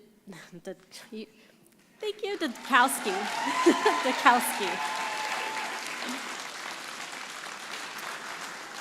Followed by Sarah Van Hoot. Hi, my name's Tracy Dudkowski. I have the pleasure of representing Hooker Oak staff tonight. We would like to thank the board for not taking action last month. We appreciate that you recognize the importance of giving extra time and research to this very important matter. As a staff, we would like to respectfully ask to stay at our site. We understand that we would not be able to have a complete remodel of our site and would be open to having some sprucing up done at our site when the funds were available. Our students have been through so much in their little lifetime. First, the campfire, then COVID. Now our students may be asked to leave the comfort and security of their school to move to an unknown site while merging with another site. Please take the social and emotional well-being of our students into account and allow us to stay at our site. The program at Hooker Oak is successful because we have the ability to utilize every inch of our site for our educational purposes. Our program would not be as successful at a shared campus if we had to plan lessons and activities around a program that has a different philosophy than ours. From the Royal Dance Academy performance, to Scoop and Sarah Maid, to an art show, we enjoy gathering as a community and celebrating together as the family we are. Our site is so much more than just teachers and classrooms. It includes office staff, families, and paraprofessionals who understand what our program specifically provides for our students. Please choose option 6. Thank you for your time and consideration.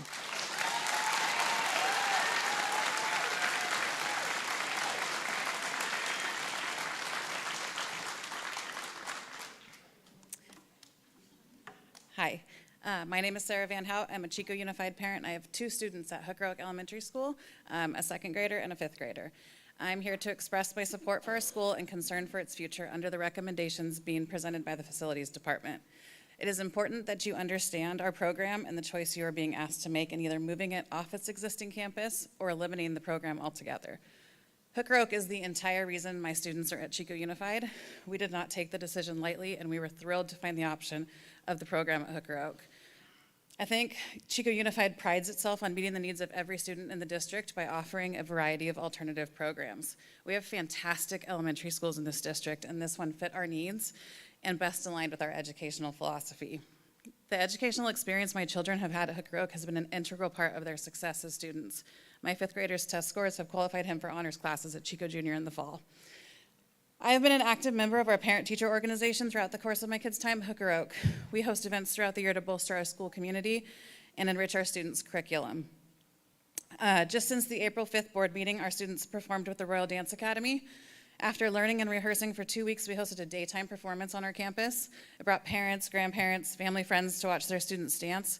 Our blacktop was full of people, and the energy on campus was electric. On Friday, April 21st, we hosted our annual Scoop and Serenade and art show.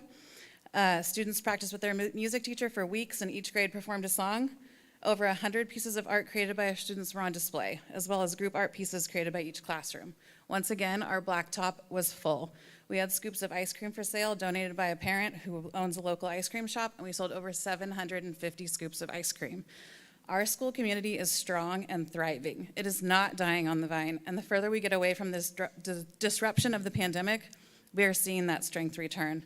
I could go on and on about the benefits of this school and its program. I trust that you know how valuable it is to our district. Please do not make Hooker Oak an afterthought. Our campus needs work. Yes, it has needed attention for a long time.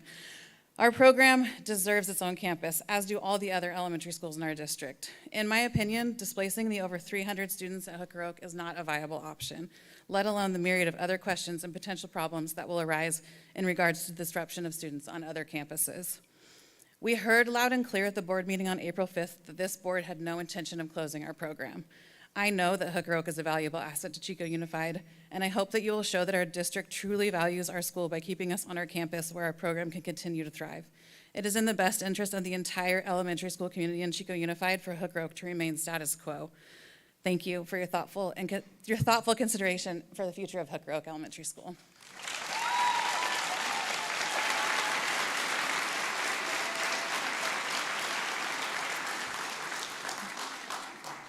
I'm going to call Reagan Lyon, followed by Claire Mossman.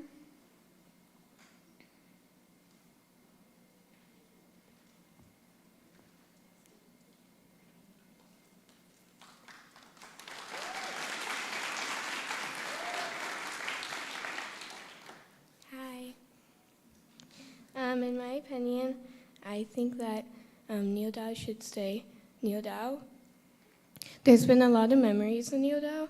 And I have a younger sister. She's in 3rd grade, and I want her to experience a full year at Neil Dow. I don't want her to share the school with Hooker Oak or have Neil Dow completely replaced by it. I think that Neil Dow is a good school, and I don't think my sister deserves to be moved to a different school. And a lot of kids would have to get kicked out of Neil Dow, and they usually, like, sometimes they walk, and because their parents can't drive them. And going to a different school would be very stressful because parents wouldn't, like, some parents wouldn't be able to drive, or they would have to take a bus, and that's hard. And I want my sister to experience a full year at Neil Dow because it's an amazing school. It's really nice, and everyone there is nice. She has friends, and I don't want her to get separated from her friends. And I feel like Neil Dow deserves to be a school.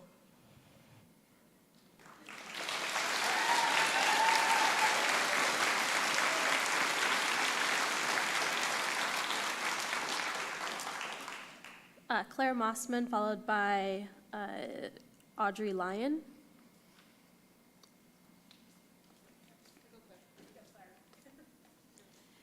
Hi, my name is Claire Mossman. As you discuss remodeling school facilities and maybe even building new ones, I'm asking that you consider recognizing the rights of students to have a basic expectation of privacy. Possibly that means creating a neutral area for those who are uncomfortable or confused with their gender, or maybe that means creating an adequate single-use restroom and changing areas for anyone that needs them. I am a 16-year-old sophomore at Pleasant Valley High School. My friends and I are expected to use locker rooms, bathrooms, and even showers that are all open to boys. We are exploited and violated for other people's agendas. I really didn't want to be here, and I really don't want to have to fight, but I will. The adults in charge are failing us. When you went to school, the girls' room was just the girls' room. However, today, when we need to use the bathroom, maybe just to pee or maybe to have to deal with painful feminine hygiene issues, we do so knowing that at any moment a boy might walk in on us. This is awful. When changing in the locker rooms, girls try to do so as fast as possible before the boys in the room walk past to find us naked. Come on, please have some compassion.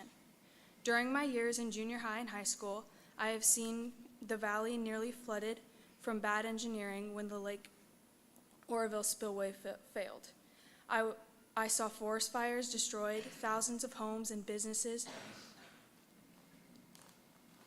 due to bad forest management. We lost our beautiful paradise and our own house in the campfire because of corporate greed and failure. We then spend the most of 2 years being isolated from family and friends, having those terrible Zoom meetings instead of school, and forced to hide our faces behind masks because of government screw-ups and cover-ups. Now I have to fight to not have to expose myself to boys. I still have 2 years left in high school, and I can't even imagine what new horrors are in store for me. I am so thankful for God's promise that I can do all things through Christ, which strengtheneth me, Philippians 4:13. I should be hanging out with my friends, listening to music, doing my homework, or playing with my dogs. Instead, I have to be here as a teenage girl, fighting to keep my dignity and faith because the school board wants to take them from me. Thank you. Audrey Lyon, followed by Katie Yancey.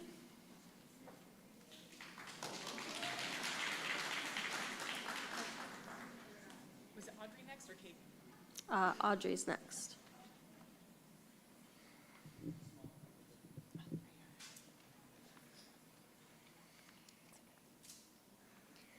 Hi, my name is Audrey Lyon, and I've been at Neil Dow for almost 5 years, and these 5 years are the best that I've ever had.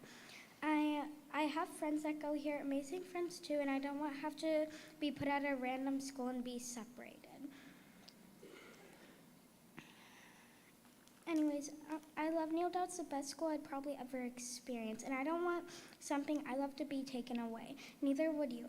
Look, I love this place, and I don't want to go to, and I don't want anyone would want your favorite place to go?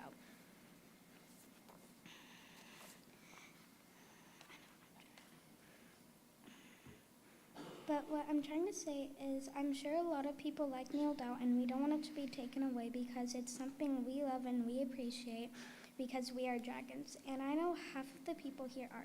So please, board, don't take something away from people that many others love. Just because we are an option doesn't mean that we or any other school should have to worry about another school coming and taking this away. That's not fair to anyone, even Hooker Oak. And board, you might think that it's helping more people than harming, but you're wrong. It's actually harming more people than it is helping. So please, please don't take Neil Dow away from me or anyone else. So save Neil Dow so we can be happy.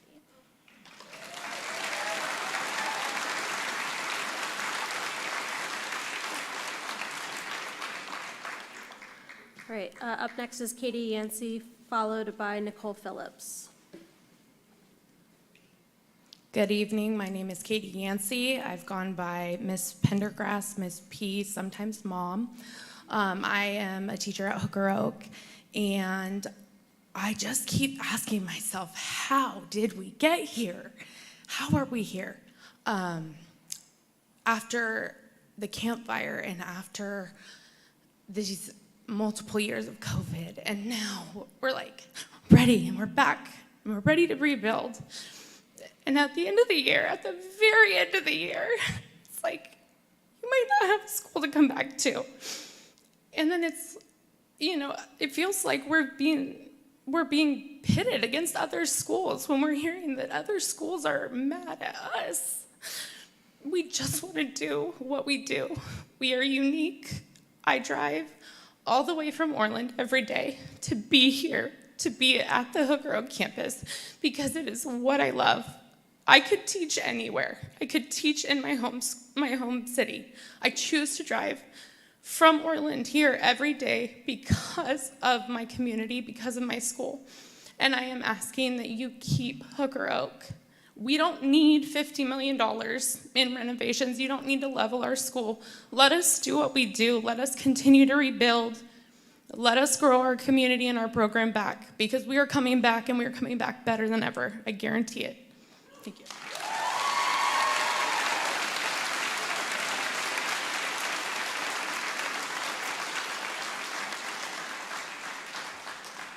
Nicole Phillips. How do you go after that? So my name is Nicole Phillips, and this is my daughter, Avery. We have been at Hooker Oak since the beginning. I knew from the minute I toured that school that that would be our home. I've been involved every year since we have started there.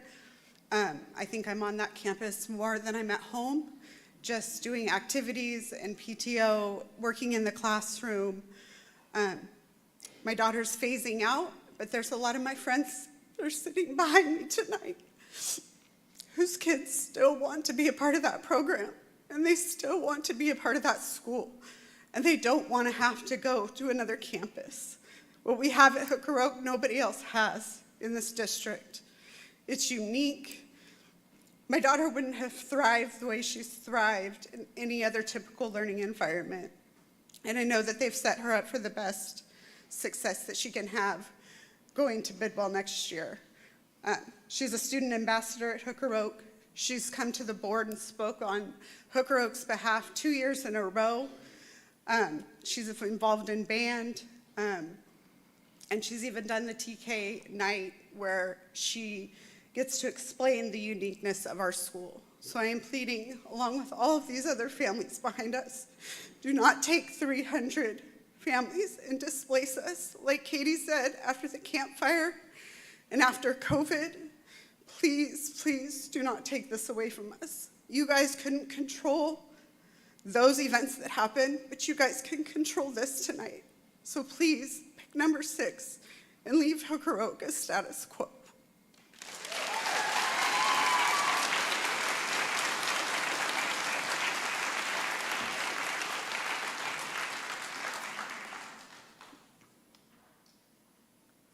So that was our 10th speaker, but we do still have 4 minutes left in our 30 minutes. So I'm going to call the next speaker on the list, which is Kevin Knudsen.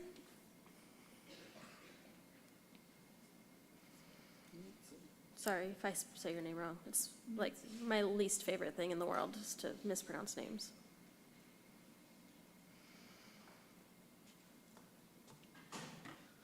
Good evening, Chico Unified School Board. My name is Kevin Newts, and I'm here alongside my wife, Shelby. Our daughter, Matilda, is in the 1st grade with Nancy Marie, and I think she said it perfectly. Our kids can't go through any more disruption, whether it's the children of Hooker Oak or the children of Neal Dow. Neal Dow is much more than an elementary school to many in our neighborhood. In addition to providing best-in-class education, Neal Dow provides stability, support, and improves the overall health of our children with their meal program and social services. In addition, Neal Dow provides a place for after-school care and extracurricular activities. For example, my wife, Shelby, is a Girl Scout troop leader to 9 Neal Dow students and use Neal Dow Elementary as their meeting space. If option 2A or 2B are passed from the facility's master plan, we fear these services will be discontinued and our neighborhood children will suffer extreme hardship. For these reasons, we stand with Hooker Oak community and urge you to embrace option 6. Thank you.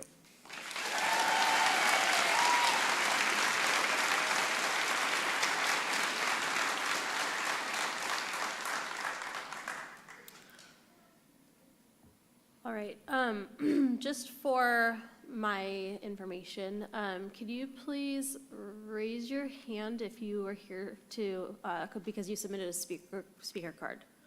Raise your hand. And of you folks that are raising your hands, can you stand up if you're here to support status quo for Hooker Oak?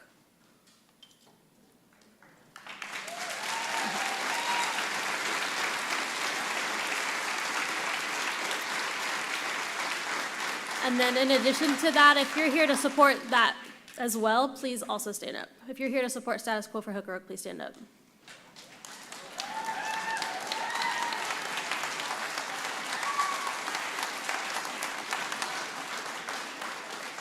I just want you all to know that you're seen and heard. And so we are at the end of our 30 minutes for public comment.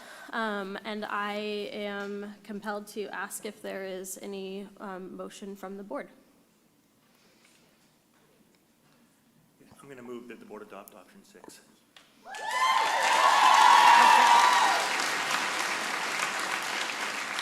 Ms. Robinson? I'll second that motion. I have a substitute motion. Okay, we have a substitute motion on the floor? Or not on the floor yet, sorry. Before I roll this out, Proposed. I'm going to make some comments. I have always tried to cast a vote that I felt that I could be proud of. I think that we are faced tonight with very limited financial resources. We have, honestly, as we've been shown by staff for years, and I've sat through many meetings where we've been briefed on this subject, we have too many old, dilapidated schools in the center of town where we actually need the schools is on the outskirts of town. Now, I never like to be the unpopular person in the room, but I've done it before and I'll probably do it again. I see serious problems with the location of Inspire High School and a bunch of dilapidated portable buildings right in the middle of Chico High, which is going to keep Chico High from being able to expand its career and technical education programs. And across town, PV High School has benefited tremendously from the expansion of career tech on that campus. We have all applauded it and we've thought it's great. That can't happen on Chico High because of the presence of those old dilapidated buildings that Inspire High School is stuck on there. We all know, every single one of us, that Inspire brings value to the community. And but at the high school level, we have a lopsided community right now because PV is enjoying the freedom to develop its campus and offer spectacular, CTE course offerings. Chico High is limited across town because it's bound together with Inspire, which is not a good situation. And we all know that, every single one of us. So a lot of you aren't going to agree with this, but I've thought a lot about this. I have meditated on this topic. So again, I hate to be the unpopular person in the room, but I'm going to make a substitute motion, and it goes as follows. Point number 1, the hands-on and thematic learning program will remain untouched at the Hooker Oak campus through the 2024 and 25 school year. So that's over 2 years of status quo, if you will. This, in my view, would enable Inspire High School to hold on to the $8 million that they're going to lose if we do nothing tonight, if we embrace option 6. And what I'm proposing would enable them to hold on to that. But it would enable Hooker Oak to remain in place through the 2024-2025 school year. Point number 2, Chico Unified will phase out the hands-on and thematic learning program in its current form at the Hooker Oak campus at the completion of the 24-25 school year. Basically, that's equivalent to option 5. Point number 3, the superintendent will form a working group to discuss and propose solutions to the board for the continuation of the hands-on and thematic learning program at Chico Unified School District. So that's my 3-part motion. Question, Matt, Yes. before I consider a second. Okay. Would you be open to the idea of not using Hooker Oak as a, I guess what you're saying is leave it as it is, so it would not be used for any interim housing projects, correct? Could there be a need for interim housing after the 2024-25 school year? So it could be utilized for interim housing after 2024 and 25.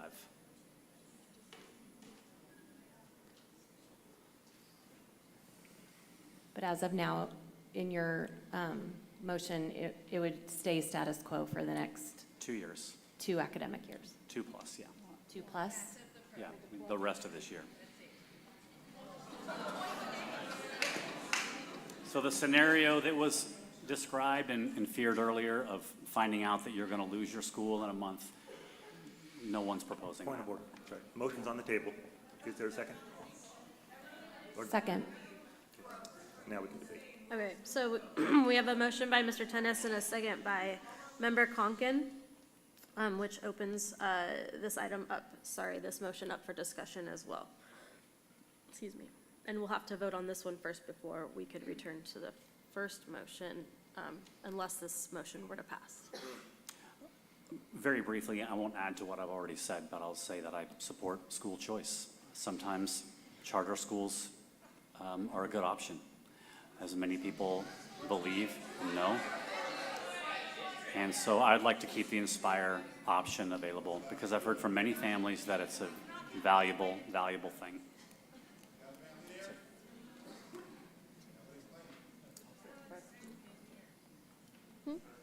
Yeah. Since we have been talking about this from a dollars and cents point of view as well, I do want to reiterate that ultimately our general fund funding comes from attendance. And there are programs that offer something comparable or in the same vein as Hooker Oak at least. And I do think there's a real threat of severely diminished funding if we move Hooker Oak at all. I think that if we're talking about it from just a money point of view, and I know there's a lot more than it to that, I still think it's not a very wise idea because it'll probably push enrollment down over the next couple of years.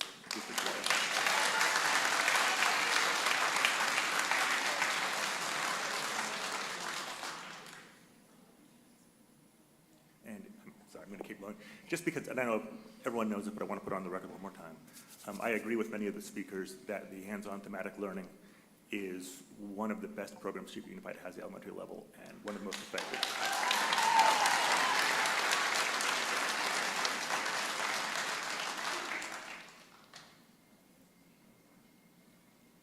What would the committee look like that would study the future of like a thematic learning model at another site? And I'm imagining that much time would be given to trying to determine where the best site would be, right? I'm actually gonna jump on that. If there was a committee formed to discuss and explore the possibility of reallocating a campus for a different need and moving that program to a different school, so effectively closing a school, but without actually closing down the program. The California Department of Education, wow, I need more water, has guidelines when a district is facing decisions to potentially close a campus. And that tends to include the recommendation, strong recommendation, and I've been through this with another district as a teacher, by the way, to form a district advisory committee that would actually be subject to the Brown Act. And so they would be open public meetings just like this one. There would be posted agendas just like ours. And that committee would be made up of ideally a very diverse number of stakeholders, probably no more than 12 people. That would include parents, community members, business owners, just the full array, staff, consultants, demographers, et cetera. That's generally when a decision as heavy as repurposing or closing a campus that the state recommends.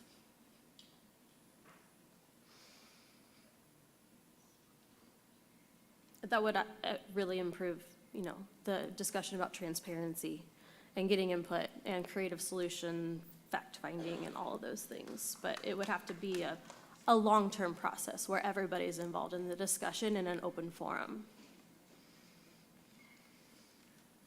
Can I add any clarity to that?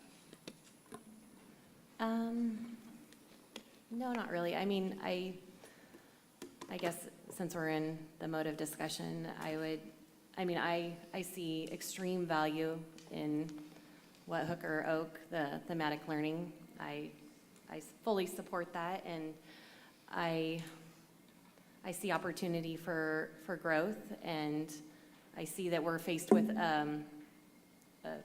all sorts of challenges and all sorts of groups being affected here. So I'm trying to weigh in with common sense and see what's the best option or what is the better option for most people, and it's really hard.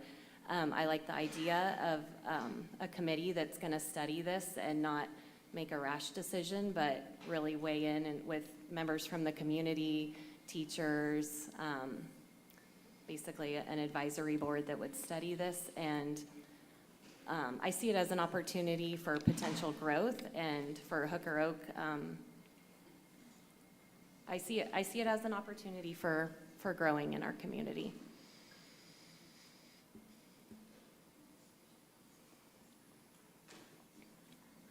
Do we have any further discussion on this? One more thought. Oh, yeah, go ahead. Sorry. And I mean, along those same lines of using the analogy, like the church isn't about the building, it's about the people, and it's about the beliefs that you possess. And likewise, I think Hooker Oak, I mean, it's clear that it's about the people, and it's about the beliefs and their core values. And I don't believe it's about the building that they're in, and I think that this is just an opportunity for them to be something bigger in our community.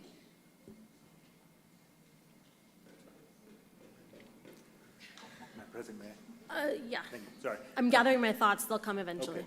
Okay.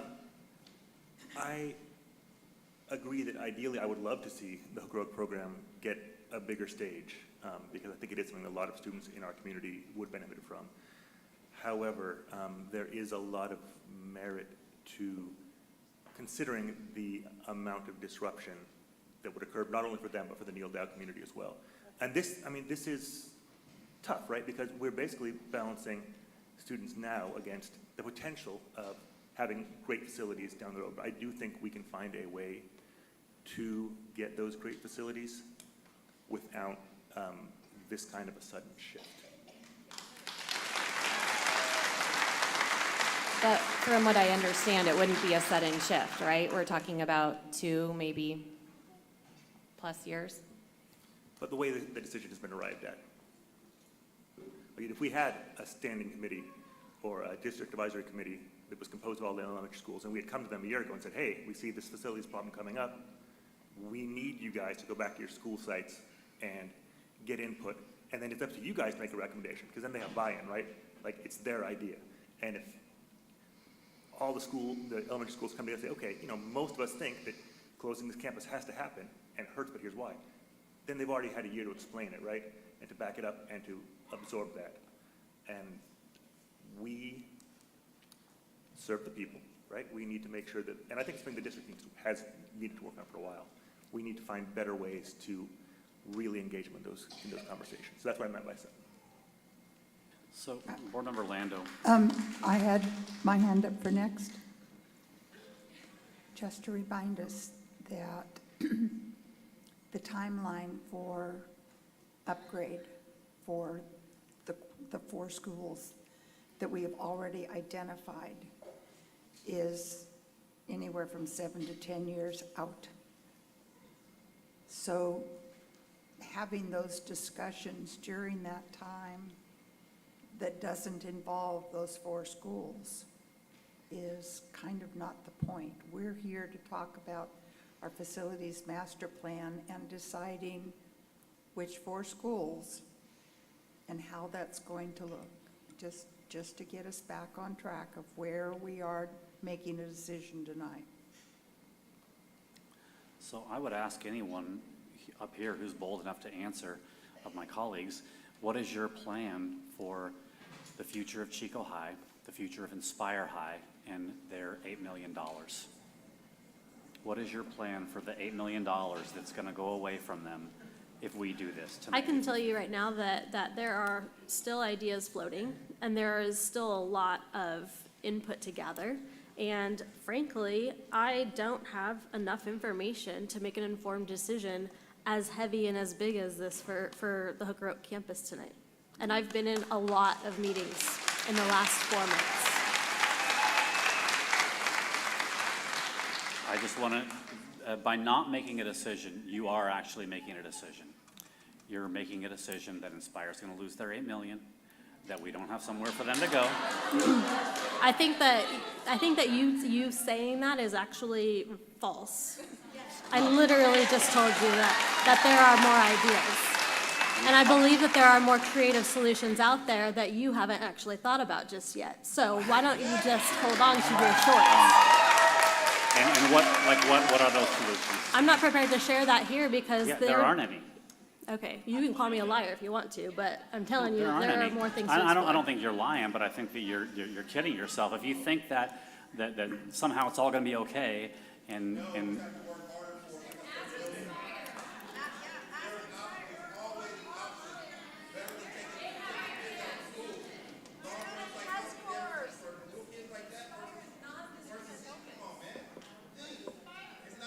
So is there further discussion? Ms. Conkin, do you have Listen, more to no one- add? nobody would want to close their school. Nobody would want to lose their school, even if it's 2 years away, But the point is, I have been around to just about every one of our elementary schools, okay? And they are in bad shape. We've got doors falling off the hinges. We've got, the glazing around the outside of the windows. That's crumbling out all across town, We need a bond, yes, but we also need to identify where our areas of greatest need are. And population-wise, when it comes to the students, they're not in the center of town. They're on the outskirts of town where the development is. And so that's why I'm saying what I'm saying. I can honestly say that I do recognize and I appreciate the thought of taking a much longer period of time, having stakeholder meetings and working groups to solve these conundrums that we're facing. I don't think that we have enough information to put any kind of firm timeline on that, frankly, and that was going to have to come forward as a different agenda item, possibly at a future meeting. And it doesn't have to be about closing Hooker Oak in 2030 or 2025, but it does need to be about how do we move forward to find solutions to some of these problems that we're facing? And so that's why I'm going to vote no on this second motion. Do you have a question? Like clarifying questions? Okay. My name is Olivia Wilson, and I have a student at Hooker Oak. I'm also a CPA, and I realize that there's a lot of financial implications of the decisions you're making, and I find those incredibly important as well. Two questions I had were, first of all, you had mentioned that there was funding potentially available to the charter school at the discretion of the district should a future bond be passed. I am wondering if there would be a possibility of that money then being combined with $8 million currently available to Inspire to then use to find a facility, build a facility, and so forth. That is one question I have. And then the second question I have is whether or not Inspire has voiced interest in the Hooker Oak campus. Thank you. It's great questions, the same questions I've had, which is why I don't feel prepared to make that kind of decision tonight. Well, and just for clarification, we did receive an email from Inspire that basically said, if it's contentious like this, they want no part of the debate, because they don't want to be seen as the bad guys.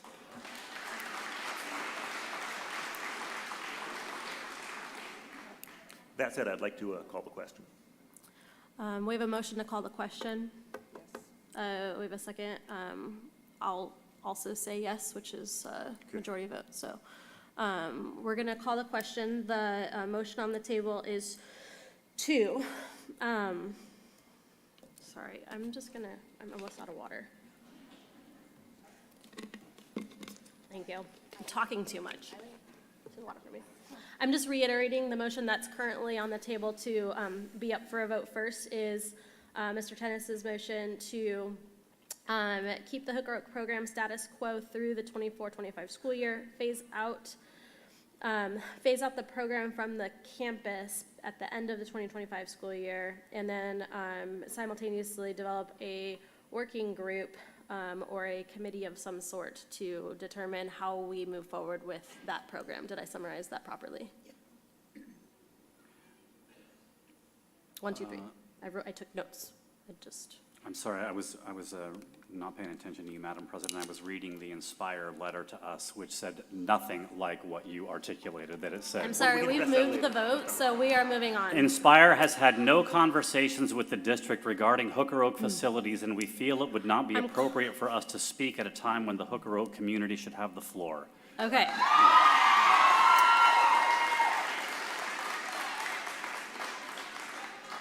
So, Mr. Tennis, since this was your motion, we'll start with you. Aye on the, what do you call this?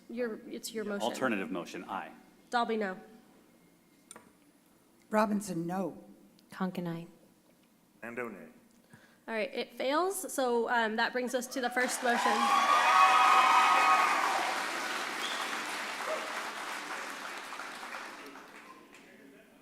The first motion is to go with option 6. I would like to maybe get some clarification, Mr. Lido. So option 6 being status quo for Hooker Oak with this facilities master plan update. Yes, so under my motion, and I can summarize if we need to, Hooker Oak would remain the home of the hands-on thematic learning program. It would Hooker remain, Oak campus. Yes, Hooker Oak campus. It would remain in the facilities master plan at some point for renovation. We do need to, at some point, create some kind of committee like this to address the upcoming facilities problems, but I think that's outside of the scope of this particular motion. We'll bring it up later. Madam President, just to remind, and some of you may not have been around long enough to do, we do update our facilities master plan every 3 years. So basically, that's when we would be doing what you're implying should be done again. We do it in 3 years. And the 3 years is by board prerogative. We could look at that more often if we felt the need to do so. Or if we had a, say, standing committee that reported to us yearly about, where we were at. We could, that's true. All kinds of options.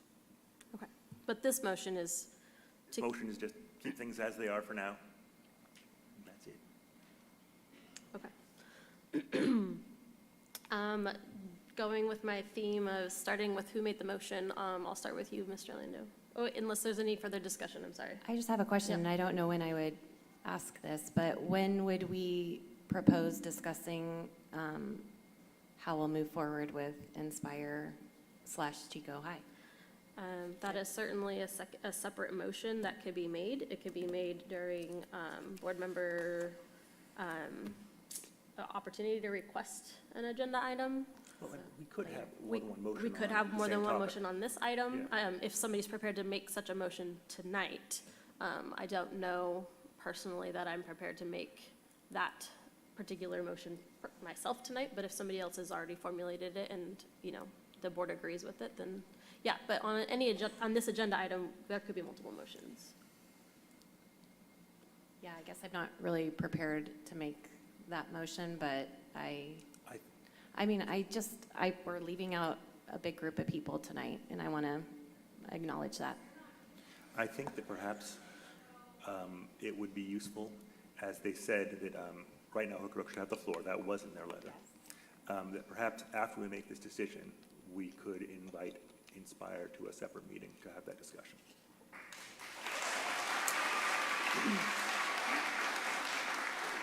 So just to be clear, that's not part of the motion. It's a recommendation for us to consider for a future agenda item.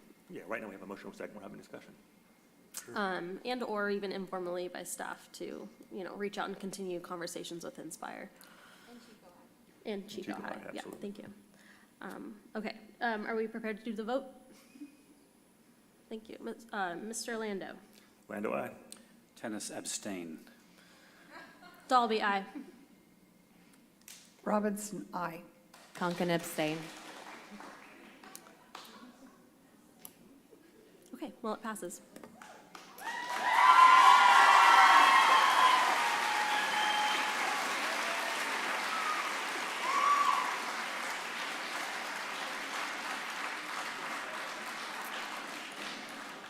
Okay, so we still have actually. Madam President, I'm just going to say, I really object to a board member not going on the record.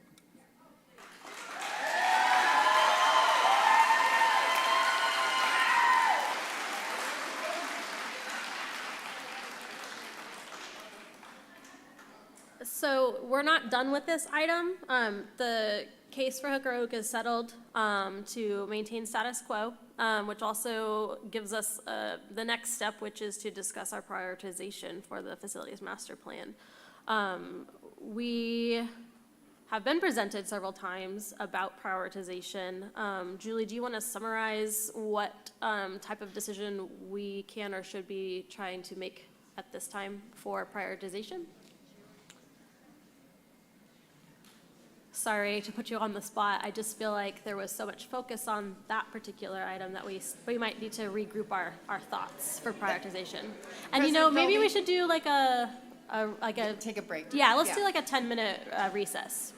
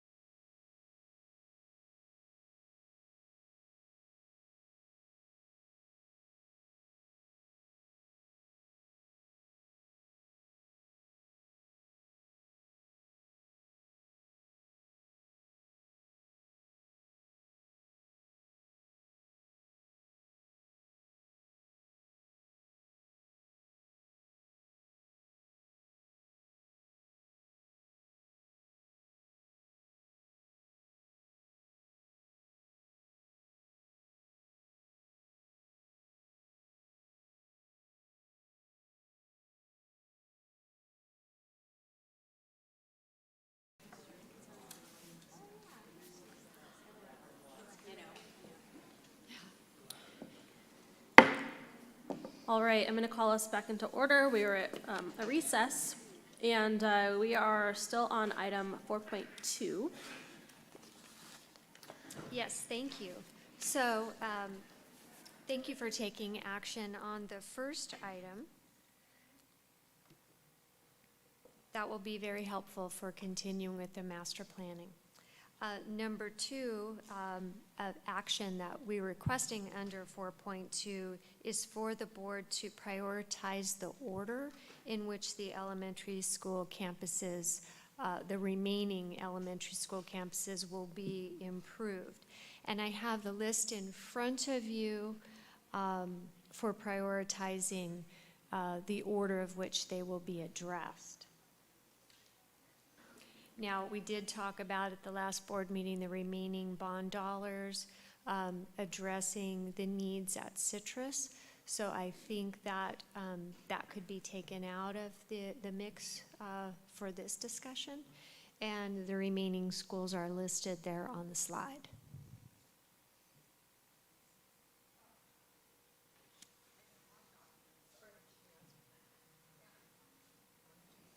Will we be making a decision about the order, priority order tonight?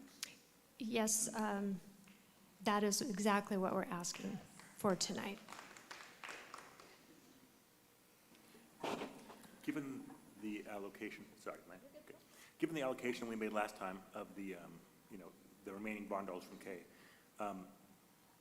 how much, basically how far is that going to get us with Citrus? I know we've earmarked some of it for Citrus, some for other projects.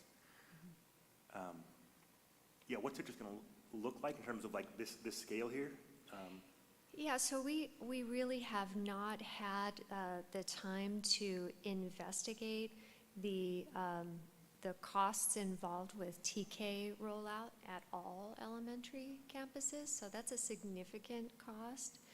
Safety and security projects, potential restroom renovations, which I would suggest would happen at the schools that are not prioritized early in this list. So I don't have the allocation of the remaining bond dollars that I could share with you. I assume you're moving to a discussion about using them for Hooker Oak as well. Is that what you're considering? No. Okay. I just want to, instead of taking Citrus out of this conversation completely, I just want to know where we're at so we can see if we need to apply any, future putative bond dollars to it as well, and make sure it's still, I don't want to just go halfway with Citrus if it makes more sense to do something bigger later once we got the rest of the money, assuming a bond happens. So I might ask Laura to help with the conversation, but the work that we could perform at Citrus would be limited to non-structural work. So typically when we have been addressing elementary school renovations, we've been taking those buildings on the interior down to the studs. We've been moving walls. We've been repurposing spaces. For instance, a previous multi-purpose room is turned into a media center library space. So walls are moved and uses are changed to other more modern uses that we're using these schools for now. We would not be able to perform those types of renovations at Citrus. So it would include heating, ventilation, electrical, possibly upgrades, and then finishes within the classroom, flooring, ceilings, hopefully windows. I'm not sure if we would trigger a seismic upgrade for that. So we are limited by 50% of replacement value as defined by the state before we trigger those. And right now that's sitting at about $250, which I could argue is about a third of replacement value, not 50%. I did some preliminary calculations. $250 a square foot. So that will get the things that Julie mentioned, roofs, but once we start to replace exterior windows or HVAC, it starts to trigger energy assessments that the dominoes start to fall, and that $250 a square foot goes very quickly.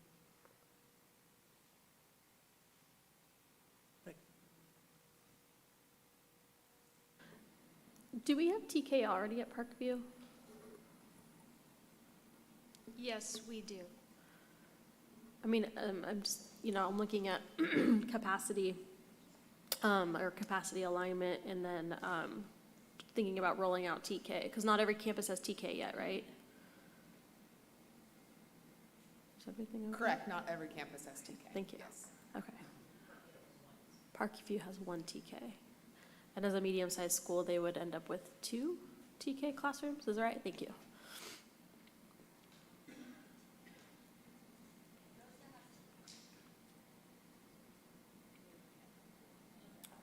Yeah, Rosedale has 1 TK right now, but they would be slated for 3 with a renovation.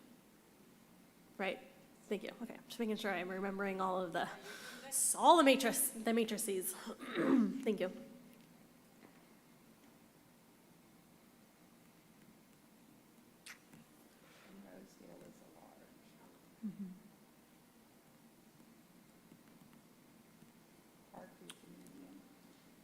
So I've thought about this a lot. So should I just ask her what she thinks of my proposed top 3, maybe? I don't see why not, if you're asking. I mean, we want to ask a more objective question, not such a subjective question about how she feels. I want to ask a soaring question that she's going to just be able to expound on if she wants to. I'm just going to reiterate that it's not fair to ask Julie how she feels. She can say, I don't really have a lot of thoughts on that, Mr. Tennis, maybe. All right, I propose, well, I'm thinking that I've thought a lot about this, and I feel that Chapman is a good one to have on the list because it has been passed up for renovations for many cycles. It is a place where there are a lot of lower income students in the neighborhood, and I think we want them to feel special and loved, and they deserve to have as nice a school as the one that we're meeting in right now, in a more affluent part of town. And so I think that Chapman is a good one to have on my list. I think that Rosedale is a good one to have on the list because it is very, very rundown, and it is extremely popular. It is busting. It's so popular, and its popularity is very long-standing. And then finally, I think that just looking at the numbers only, I think that Parkview lends itself to a renovation, and primarily because this is a school that a lot of people want to go to. It's not in the red category like Hooker Oak and Citrus are, where they're,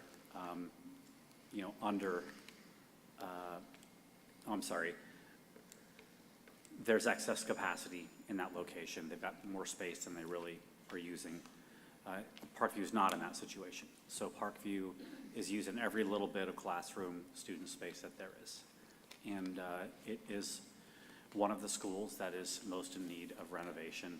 And so it stands out to me. Sierra View is, has excess capacity in it, if I'm not mistaken. There are not, it's not full, in other words. And Little Chico Creek aligns, so it's not needing it. So again, I'll come back to Chapman, Rosedale, and Parkview. So Julie Kissel, what do you think about that? Well, these are very difficult decisions to make. I could support that recommendation for those very same reasons.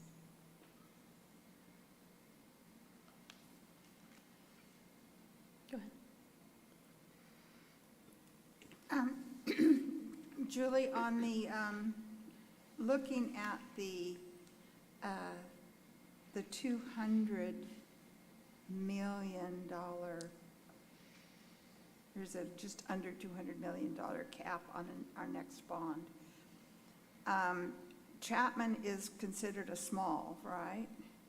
Yes. Rosedale is a large. Yes. And Parkview is a medium? Yes.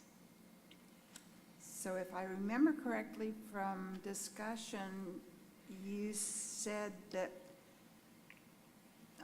what I'm trying to do is find the dollars connected with Chapman, Rosedale, and Parkview, now that we've made the other decision. Do we get those for just over 200 million? Those three, Chapman, Rosedale, Parkview?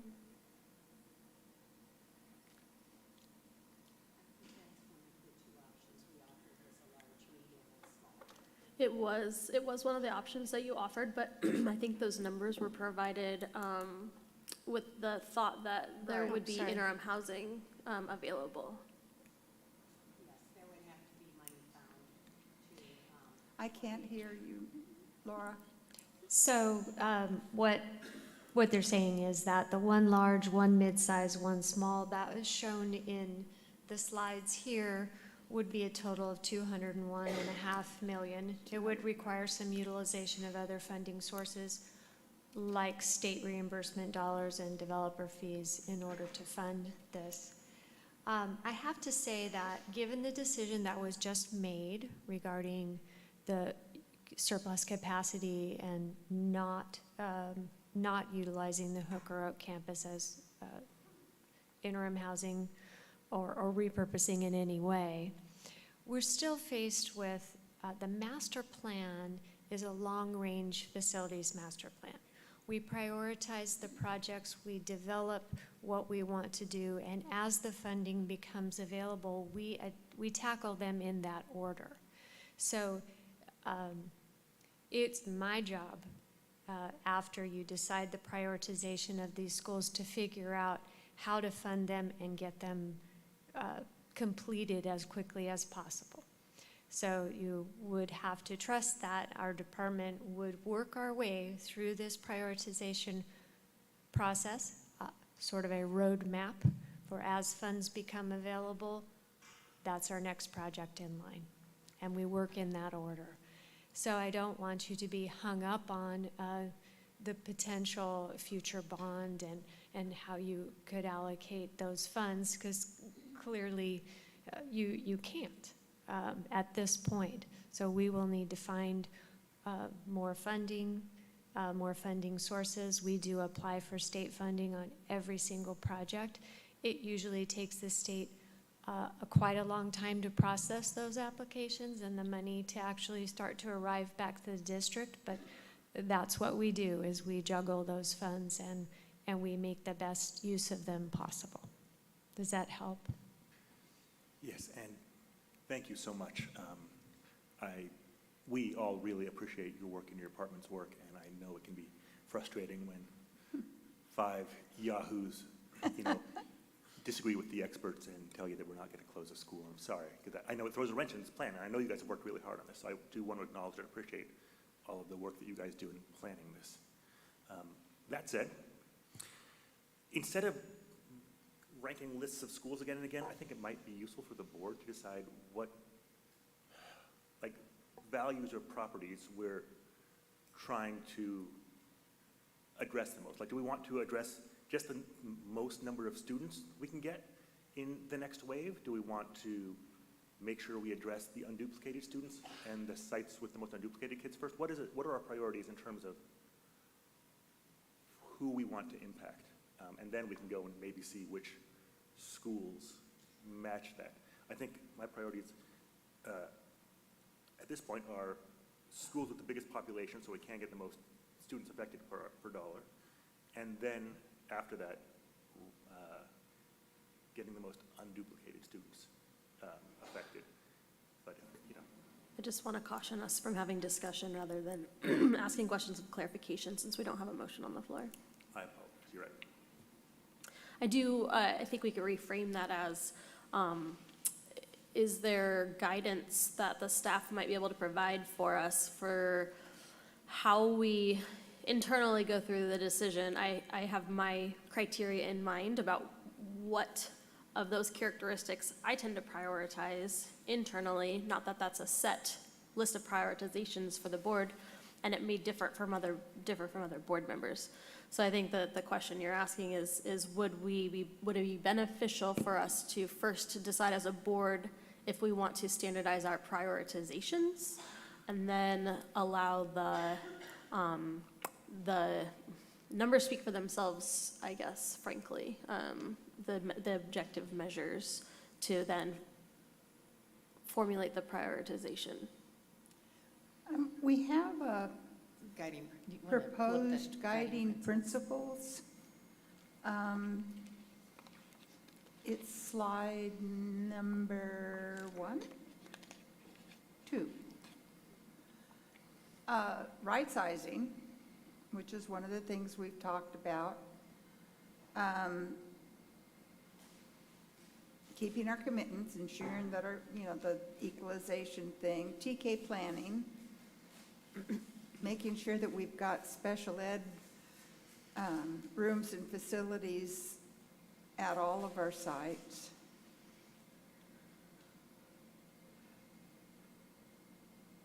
There was a slide that fell in kind of with Mr. Landau's, I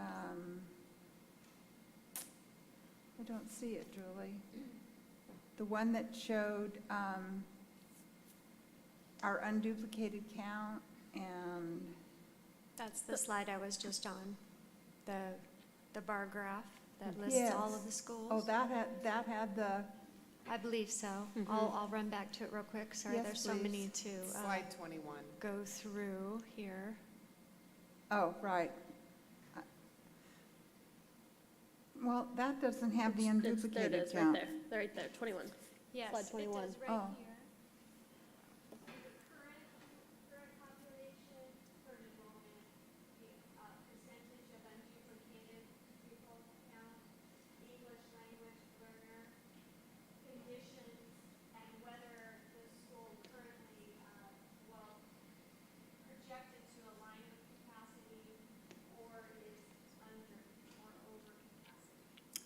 Okay.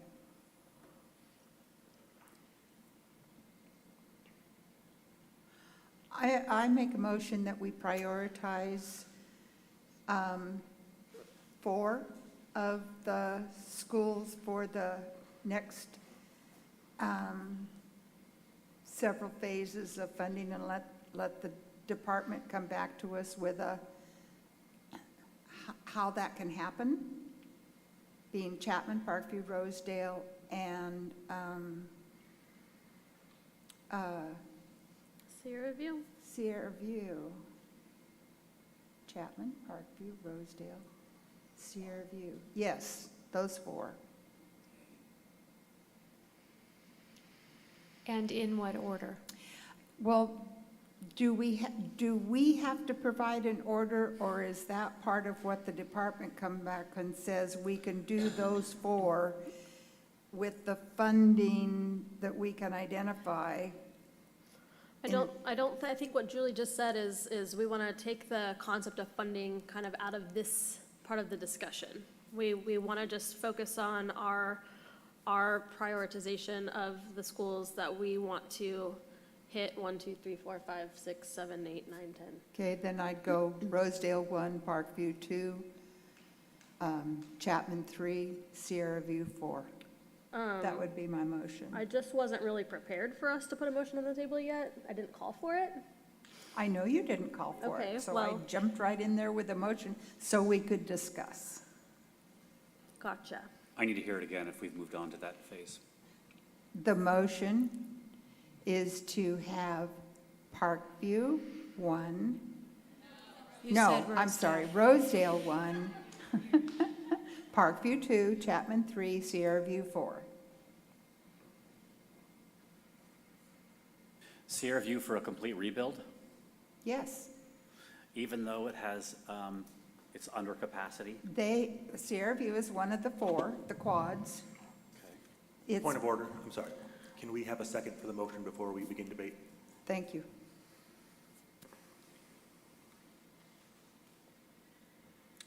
Okay, no? I have a friendly amendment. Actually, I have a question about it. You can't amend, there was no second. It dies. So you would Do be you the have a next. second? No, there was no second on my motion. So now it's back open for somebody else to make a motion. You can't amend No, you can ask for a friendly amendment on a motion. that hasn't been seconded. Yes, because it's a friendly amendment. It's asking for a friendly where you don't have to go through the So we process could- of voting.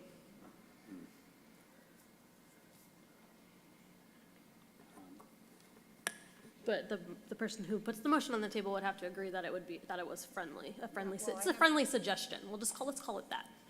So Rosedale, Right? Chapman, Yes? Parkview, Sierra View. Yes. And then. That wasn't Point of the, no, order. that wasn't the, Her list was, yeah, Rosedale, Parkview, Chapman, Sierra View was.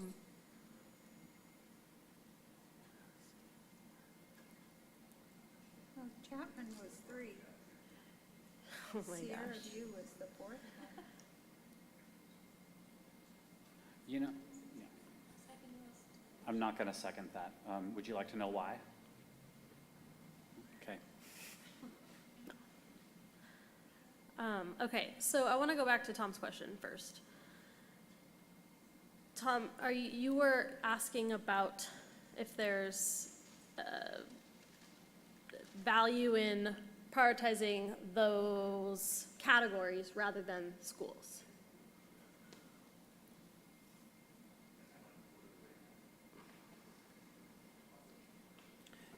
You know, I will second your motion. And the motion is Rosedale, Parkview, Chapman, Sierra View. It's close enough to my Okay. thoughts that I think I'd be hearing kind of the rumblings here. I think I'd be dumb not to second that. Rosedale? I had Parkview. this, thank you, Parkview. Chapman, Sierra View.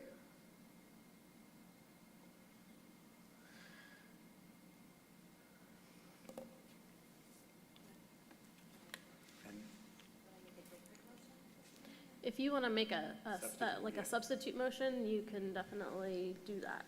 Okay, my substitute would be Rosedale, Chapman, and then Parkview. Are we listing a fourth as well? Sierra View? You're very close to her so far. Is Well, she yeah, identical? it's close. Just leaving Sierra View off, is that? Not necessarily. I mean, not a strong opinion about that, but prioritizing Rosedale number 1, Chapman number 2, Parkview number 3. I'll second that.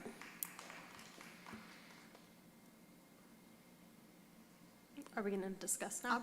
I'll consider that a friendly amendment. You would consider that friendly? Yeah, I would. Okay, Let's so- just have the one motion on the floor. I definitely checked out just a little bit. So what was the order again? I'm sorry. It was, Rosedale, Chapman, Parkview, Sierra View. okay, it was flipping Parkview and Chapman. Okay. Okay. Anybody who's made motions, do you want to discuss your thought process or why you want to see it that way? I kind of gave my rationale earlier, but Chapman is deserving of this. Rosedale, because of its success and because of the just horrible conditions over there, is also deserving. Parkview, not as horrible of conditions, if I may say so, as somebody who's pretty familiar with that campus, having gone there as a child, and then some of my own kids have gone there. But it's very popular. It's bursting at the seams. It's in a location that is very, very useful. And so that puts it over the top. That puts it on this list for me. Yeah, I'm gonna just put it out there. I came into this, and this is my opinion about how I would, if I was the sole decision maker, I would say my order is Chapman, Rosedale, Parkview, Sierra View. Sometime in there, do the touch-ups on Citrus and Hooker Oak, LCC, then Fairview and CHS. That's my informed opinion from these discussions over the last 5 months. and my personal preferences for the factors to consider. Yeah, I know that we're looking at elementary schools here, but I must say, it seems a little strange that we're not considering Fairview also, just because it is one of the old elementary campuses, so it's in the same state. It's because of TK, mostly. Yeah. TK and special ed. But if we were And to- arts and music, actually. So all of those require more facilities on the elementary campuses. I suspect we could find a lot of room for other programs to consolidate there if we did update Fairview, though. Yeah, just thinking out loud. How do you mean? Sorry. Sorry, just It's thinking out loud. Okay. Yeah, I think it would be remiss not to mention Fairview is needing to be, you know, on the list. And of course, obviously, eventually we'll prioritize the whole thing, right? But I know we're talking elementary schools and the more immediate needs. My personal philosophy is to focus on the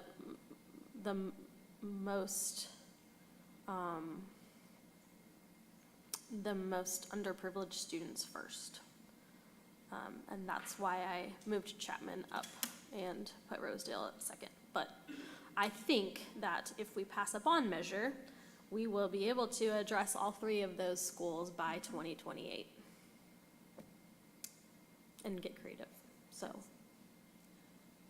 I like your thinking. I support the order. Okay, so I guess I would call, you know, So would this be a second Yeah, motion no, then? I Am I making a appreciate- second motion? so this is a friendly amendment or a substitute motion, like by her, to rearrange the order from her original, and then I seconded Rebecca Conkin's motion. So we're at Chapman, Rosedale, Parkview, Sierra. No.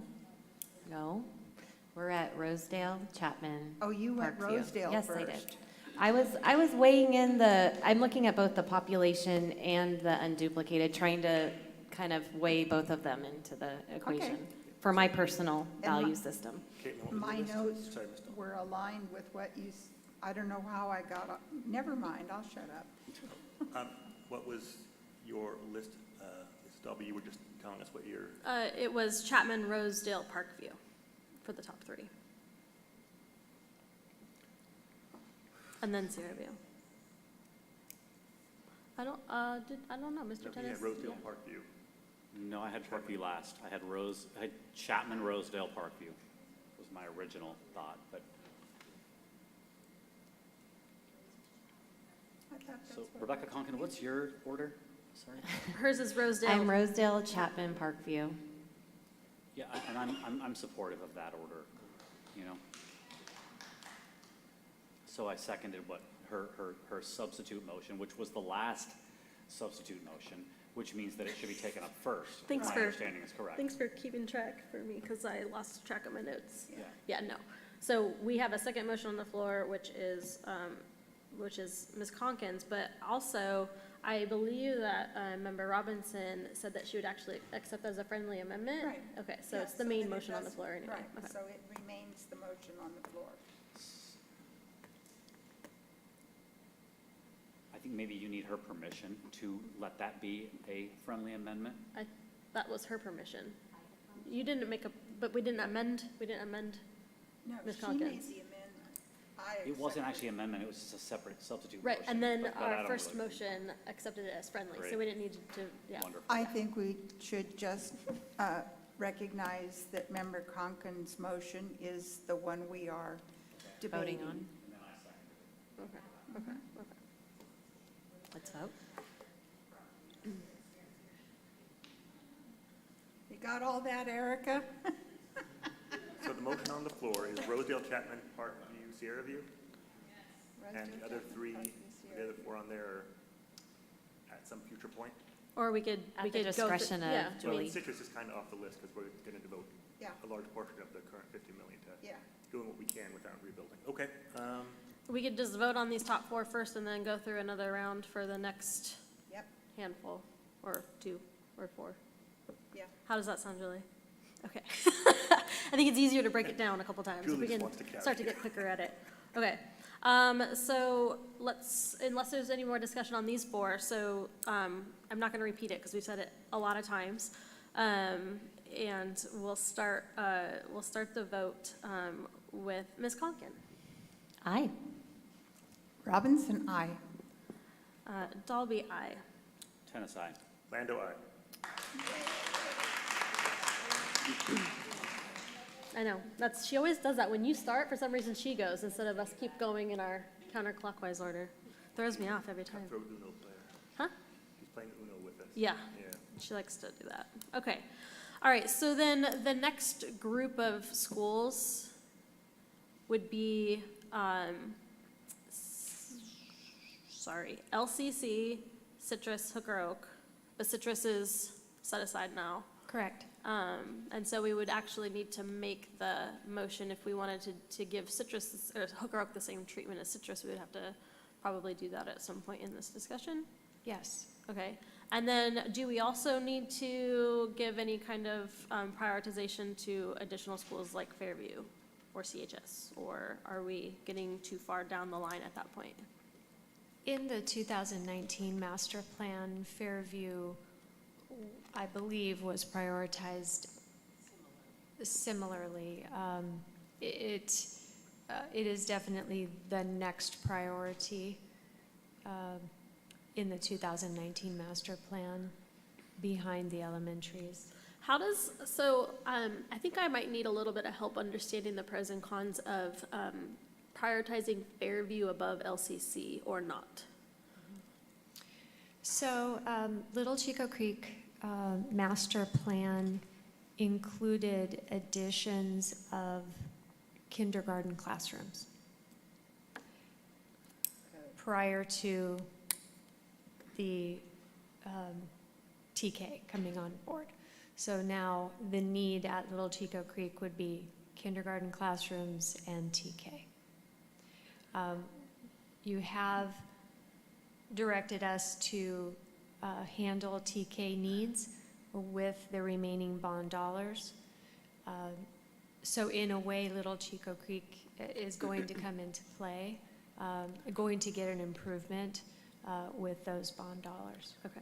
So really, just acknowledging that Citrus is tackled with the remaining bond dollars, Little Chico Creek K and TK as well, and then prioritizing where Hooker Oak comes into play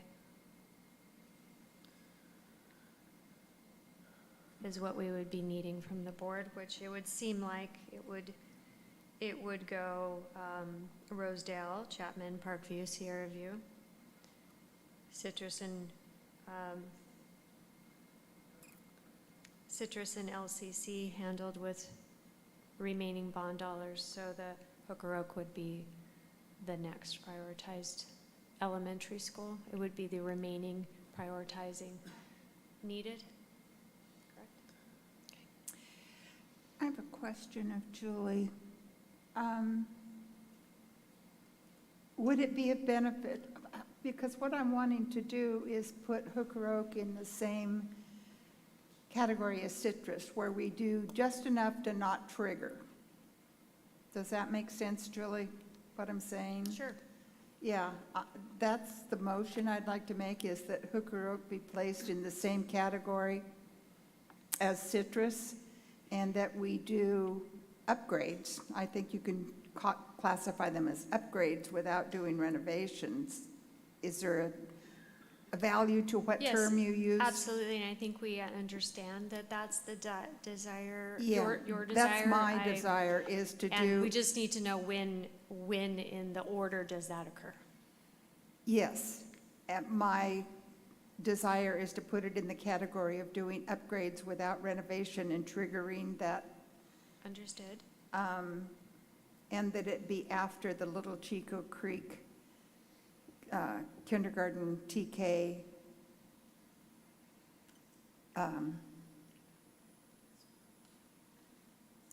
I too prioritize kindergarten TK, so I'd like Little Chico Creek to happen before Hooker Oak. That's my motion.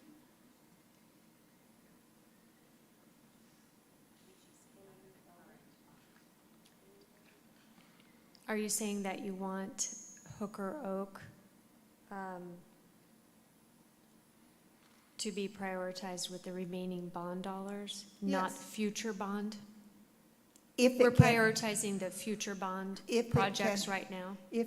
What we're doing is, we can't do all 4 elementaries that we just prioritized with the first bond, right? Correct. So it would be the following one. In the following one, oh no, because Little Chico Creek, we're going to try and pull money out of developer fees and other dollars to do the 2 kindergartens and the TK at Little Chico Creek. My head doesn't put enough money left over for that to do Hooker Oak. Correct. You are correct. So I'm. So I think what you're saying is that Hooker Oak would be prioritized after Little Chico Creek. Yes. Or actually Sierra View. Yes, that's correct. And it would be your desire that it be a light touch? Yes. A non-triggering Yes. seismic retrofit? Yes, I think I understand. that's my motion. And I'm sorry to have to clarify, but I do, because now I'm lost. Yeah, me too. That would be with future bond money? Yes. Okay. With the exception of Little Chico Creek. With the exception of Little Chico Creek, and what Julie's department was saying was they would like to look at pulling our other funding sources to get Little Chico Creek done time-wise so that we have kindergarten and TK accomplished there. The look on Julie's face right now. Well, I think I just need to clarify what my understanding is, and then you can all tell me if I've got it right or not. So the remaining bond dollars, you decided at the last board meeting would be spent on a light touch at Citrus, safety and security projects, TK, and safety and security. Yes. Is that correct? So just to clarify on that, I think I'm starting to finally kind of grasp what we're talking about here. It sounds like truly Citrus and LCC would be very first, which would be in the next year and a half with the remaining bond dollars. With the 50 million. that we Essentially, get. right? Yes. Yes. Okay, and then sorry, I'm just trying to simplify it enough to understand the timeline. And then, should we obtain that new bond, then we would hit, Rosedale, Chapman, Parkview, Sierra View, And then Hooker Oak. and then Hooker Oak. Yes. That's my understanding of what you're Okay. requesting. Okay.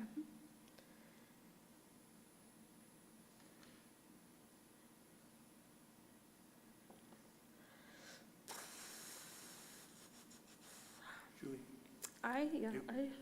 Sorry, no, you go.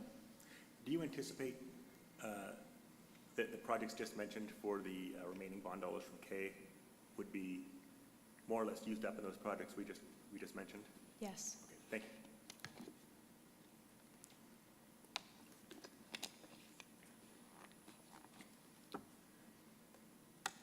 And then Fairview goes on the list after Hooker Oak?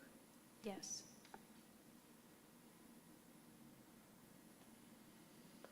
Okay. I second your motion. After clarifying all of that. Yeah, well, it's a lot. Yeah. All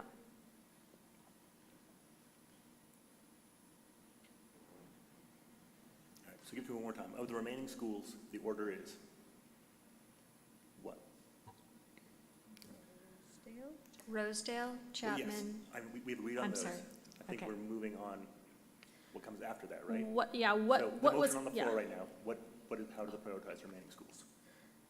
Okay, so what confused me was that LCC doesn't end up being further down the list. They're actually kind of moved to the top with the current remaining dollars. So And that was something we pretty much already voted on last time because we said we wanted to prioritize increasing the capacity for kindergarten and TK. And there's a need there for that. We're not talking about renovating Little Chico Creek or demolishing and rebuilding or anything like that. We're just talking about adding some additional facilities to house those new grade levels. Okay, thank you. So then the motion on the floor from there is that we would then, after hitting Citrus and LCC, then Rosedale, Chapman, Parkview, Sierra View, then it would go to Hooker Oak and Fairview. So the motion on the floor is that our next priorities, after the ones we've already listed, will be Hooker Oak and Fairview. Okay. Yeah. I had to wrap my head around moving, because I have LCC at number 5, and I had to wrap my head around just that, what that means is actually somewhere else. It's like 2 different categories. Well, it is. And so there's a motion and a second. Any further discussion? Why Hooker Oak over Fairview? Elementary, because we have the needs to make improvements to our elementary schools for the things I rattled off with TK and special education, and we have an increased, I would mandate basically for our arts programs. Yep.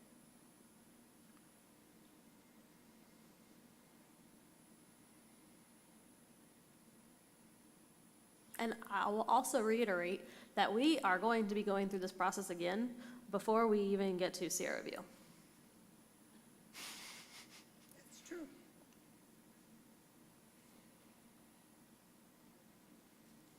Yeah, I'm probably going to vote no on that. Not that it really matters, a hill of beans, for the reason that you just stated. But spending money on another old school in the middle of town that we don't need, I'm going to vote no on that.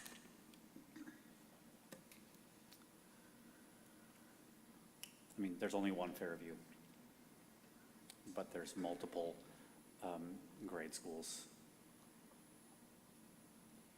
Yeah, I mean, if it was up to me, I would move Fairview up higher in the list. But because of our increased needs at the elementary school levels with all of these mandates, that's not feasible. My list would have gone Chapman, Fairview, Rosedale, Parkview. No offense to Rosedale. It would still be in the top 3.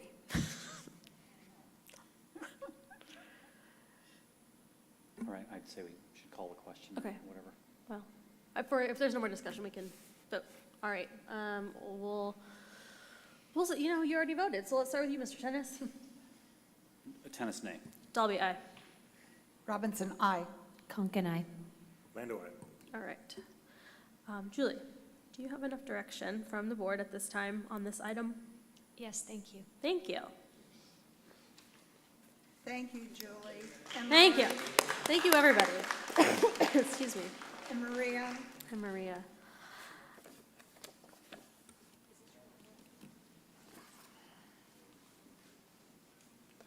She has to drive back to Sacramento. Oh, here they come. Are you guys the grading philosophers? Okay. Sorry that everything's always taking so long. No, it's great stuff. Okay. It's all important stuff. It's really important Thank you stuff. for preparing your presentation this evening. Absolutely. Well, we're excited. We have a couple of DLC folks with us tonight, and I'm glad they stuck around because we have a lot of really important stuff to talk about. So just want to make sure as we're going through this presentation that we remind ourselves that the topics for tonight are really the start or the continuance of previous conversations. We realize that tonight, because this is only an information-only item, we're not going to be taking any action, with the idea, though, that soon we can have deeper conversations about these 3 items. So as you can see here, we appreciate Member Robinson and Member Conkin spending some time with us and ensuring that the direction we were taking is represented their vision as well. As you can see here, Tim Karras and Ted Sullivan and I were putting this presentation together. I think most importantly, later on in the presentation, you're going to hear from a couple of staff DLC members, Morgan Dar and Gloria Godinez. So thank you for hanging in there with us. They learned a lot tonight. So just some background. We heard it earlier. Our motto is every student, every day. And we're talking about all different levels of students. So as you're hearing this presentation, please keep all of them in mind and all their different backgrounds and ability levels. Again, we're really focusing on every student, every day.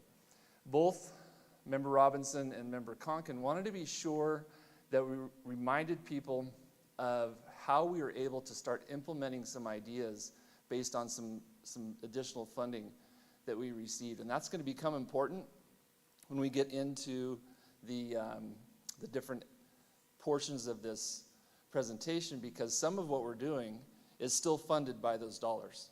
So we need to keep that in mind as we're focusing on learning recovery. And then obviously, unduplicated count. I really appreciate the definition of that earlier.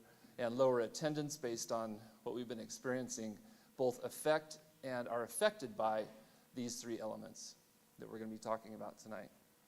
So we're going to start with grading philosophy and practices. What we wanted to do was not really as background, but to frame each discussion. And again, we have 3 discussions tonight. To frame them first with what documents, what policies provide kind of the bumpers for these conversations if we're in a bowling alley. And so we wanted to just remind the board and the audience that obviously we want to be sure we're focusing on our teacher contract. Now, when we're talking about grading, what comes up all the time is timeliness of grading.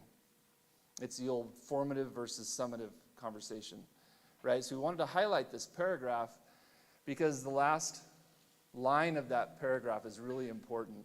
That when we're talking about grading, we're doing it so staff can reasonably track student progress. That's the premise of our contract, all right? And that's important to keep in mind. We do have a board policy directly related to this that's supported by Ed Code. I'm not going to read this whole slide to you, but it's important to remember that we have contract, we have board policy, which informs our philosophy.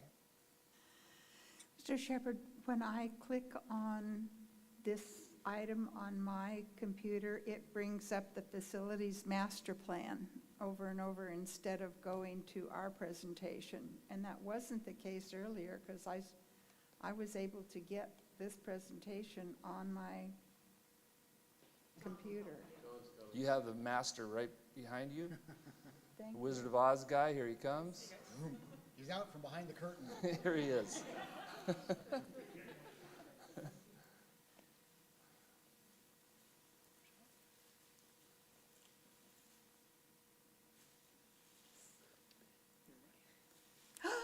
right. There is a glitch.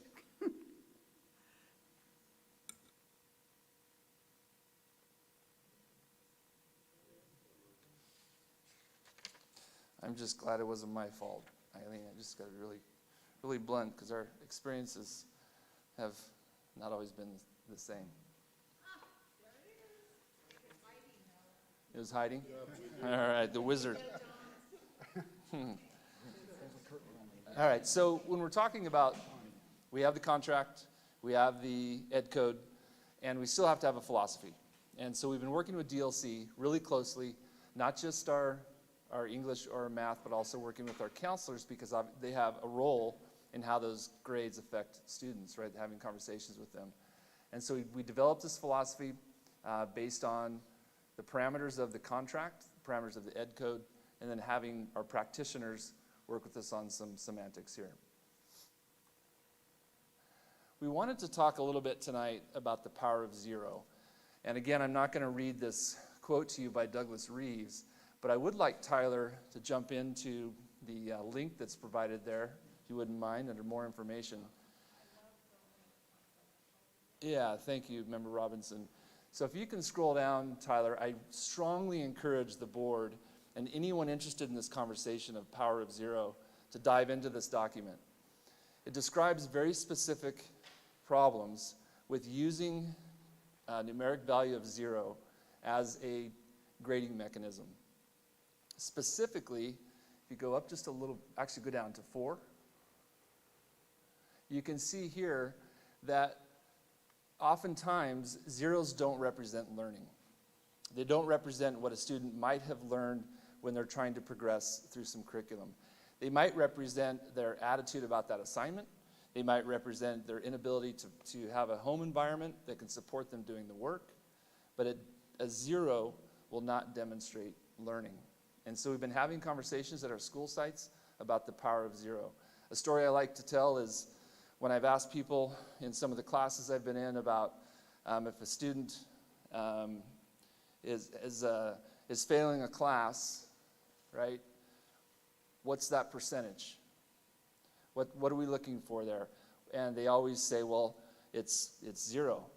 Well, if they haven't turned anything in, and there hasn't been any due dates, so a kid walks into a class, and there hasn't been anything in the grade book yet, they don't have a 0.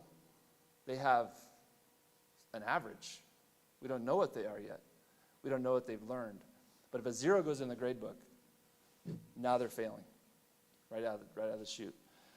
So I just want to be, if you can click back, Tyler, to the presentation. If you can jump into that article, I think it'd be really beneficial. So we also want to talk about current practices when we're looking at each of these elements. We have collaboration time for course-alike norming. We are ensuring that we have weighting grades at grade levels and subject areas, and that we're always focusing on the essential standards. You might hear things moving forward like standards-based grading, and that's what we're going to be relating to. So it came up in our conversations with our board liaisons about the different methods that our practitioners engage students, which then relates to how things are represented in those lessons.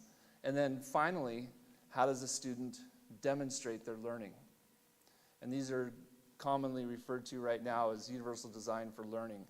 And we've been spending quite a bit of professional development dollars on these 3 elements, because we know now that kids express their learning in different ways.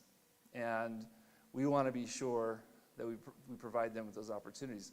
We also understand that kids are engaged in different ways, and we're continuing to learn more about that. All right, this is always a hot topic. Just reporting to parents, they want more and more information, as we know now at the different platforms. So elementary, and Ted's here to answer any questions about that when we get to the end, but obviously we get those grades out to parents through a report card, and we'll show you some examples in just a second.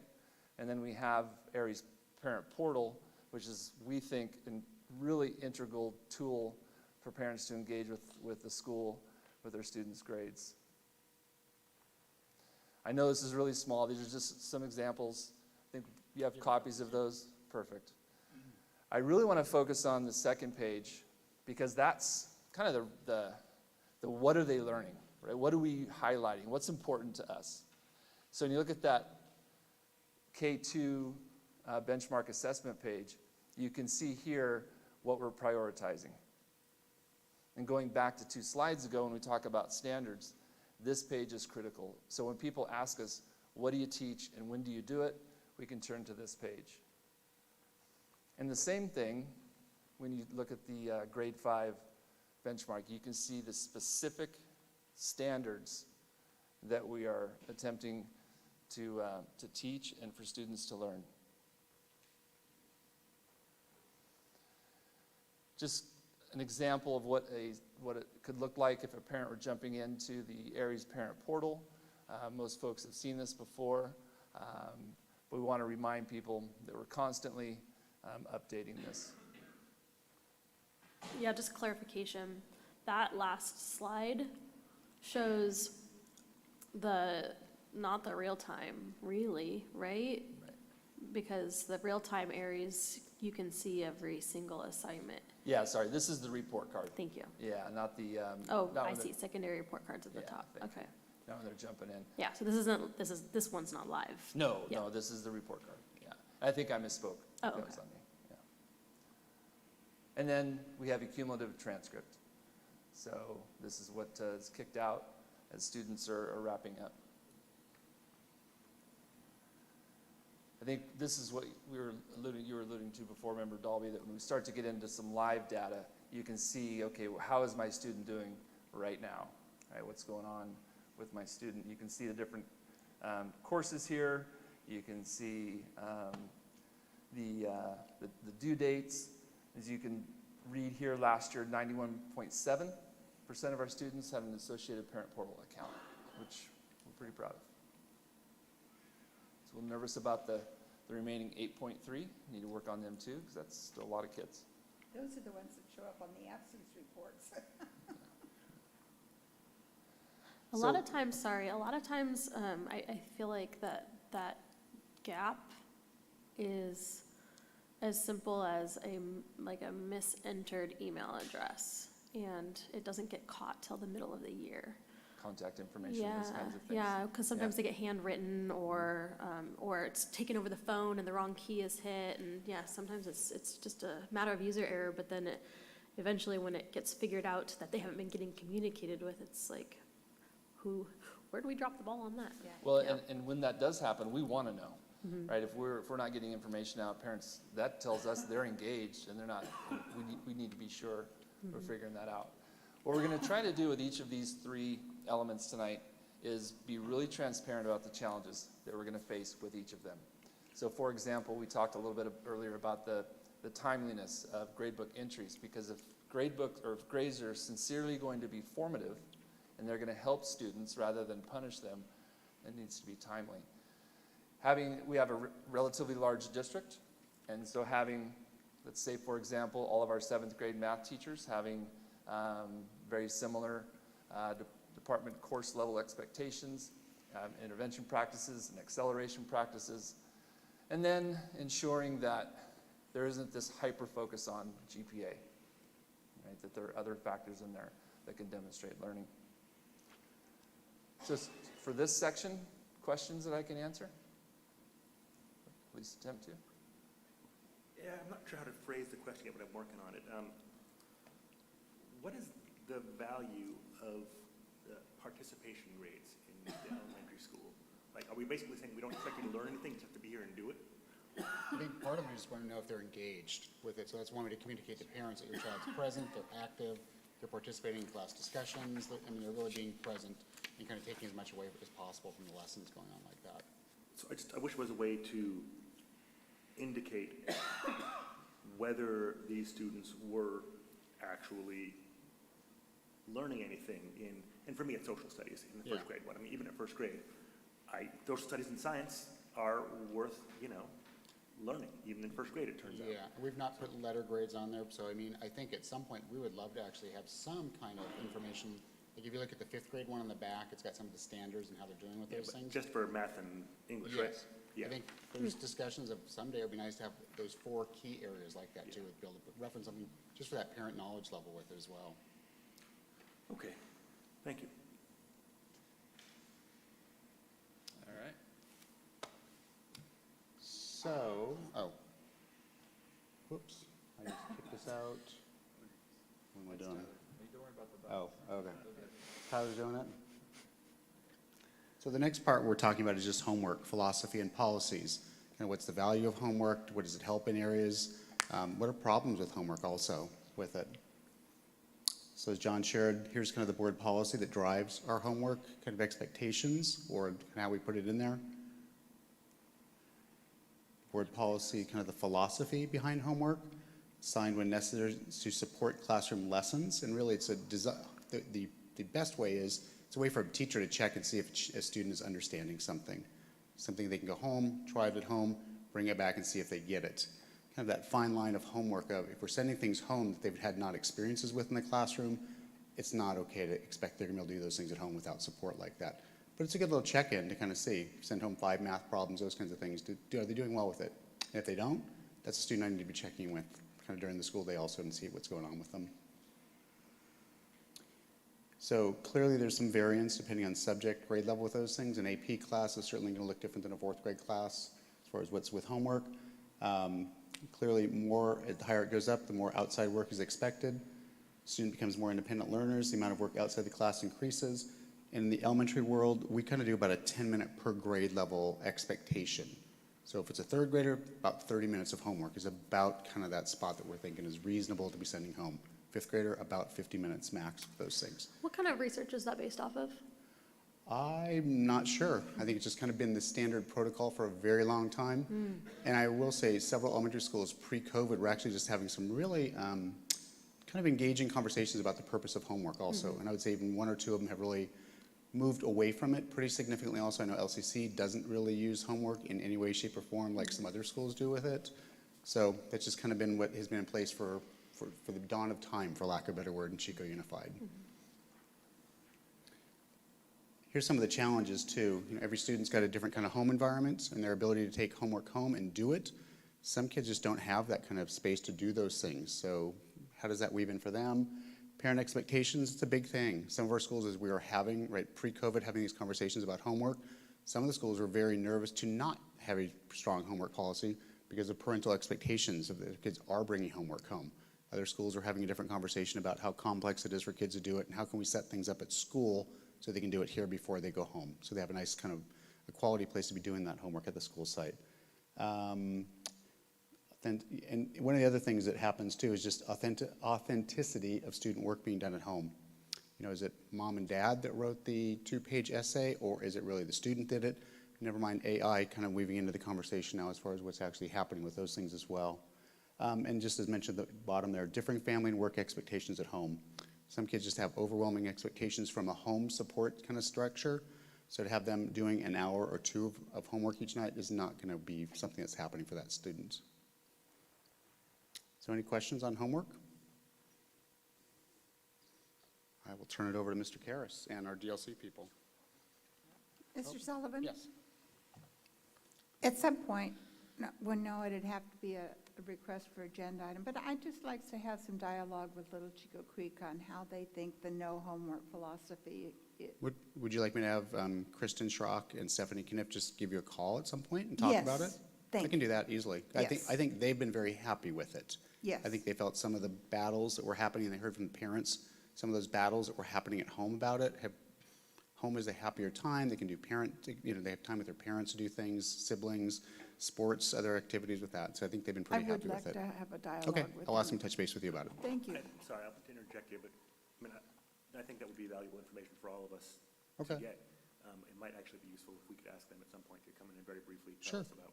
I'm happy to invite them and put them on there for a quick check-in about kind of what they're doing with their homework policy. That'd be awesome. Thank you. Okay.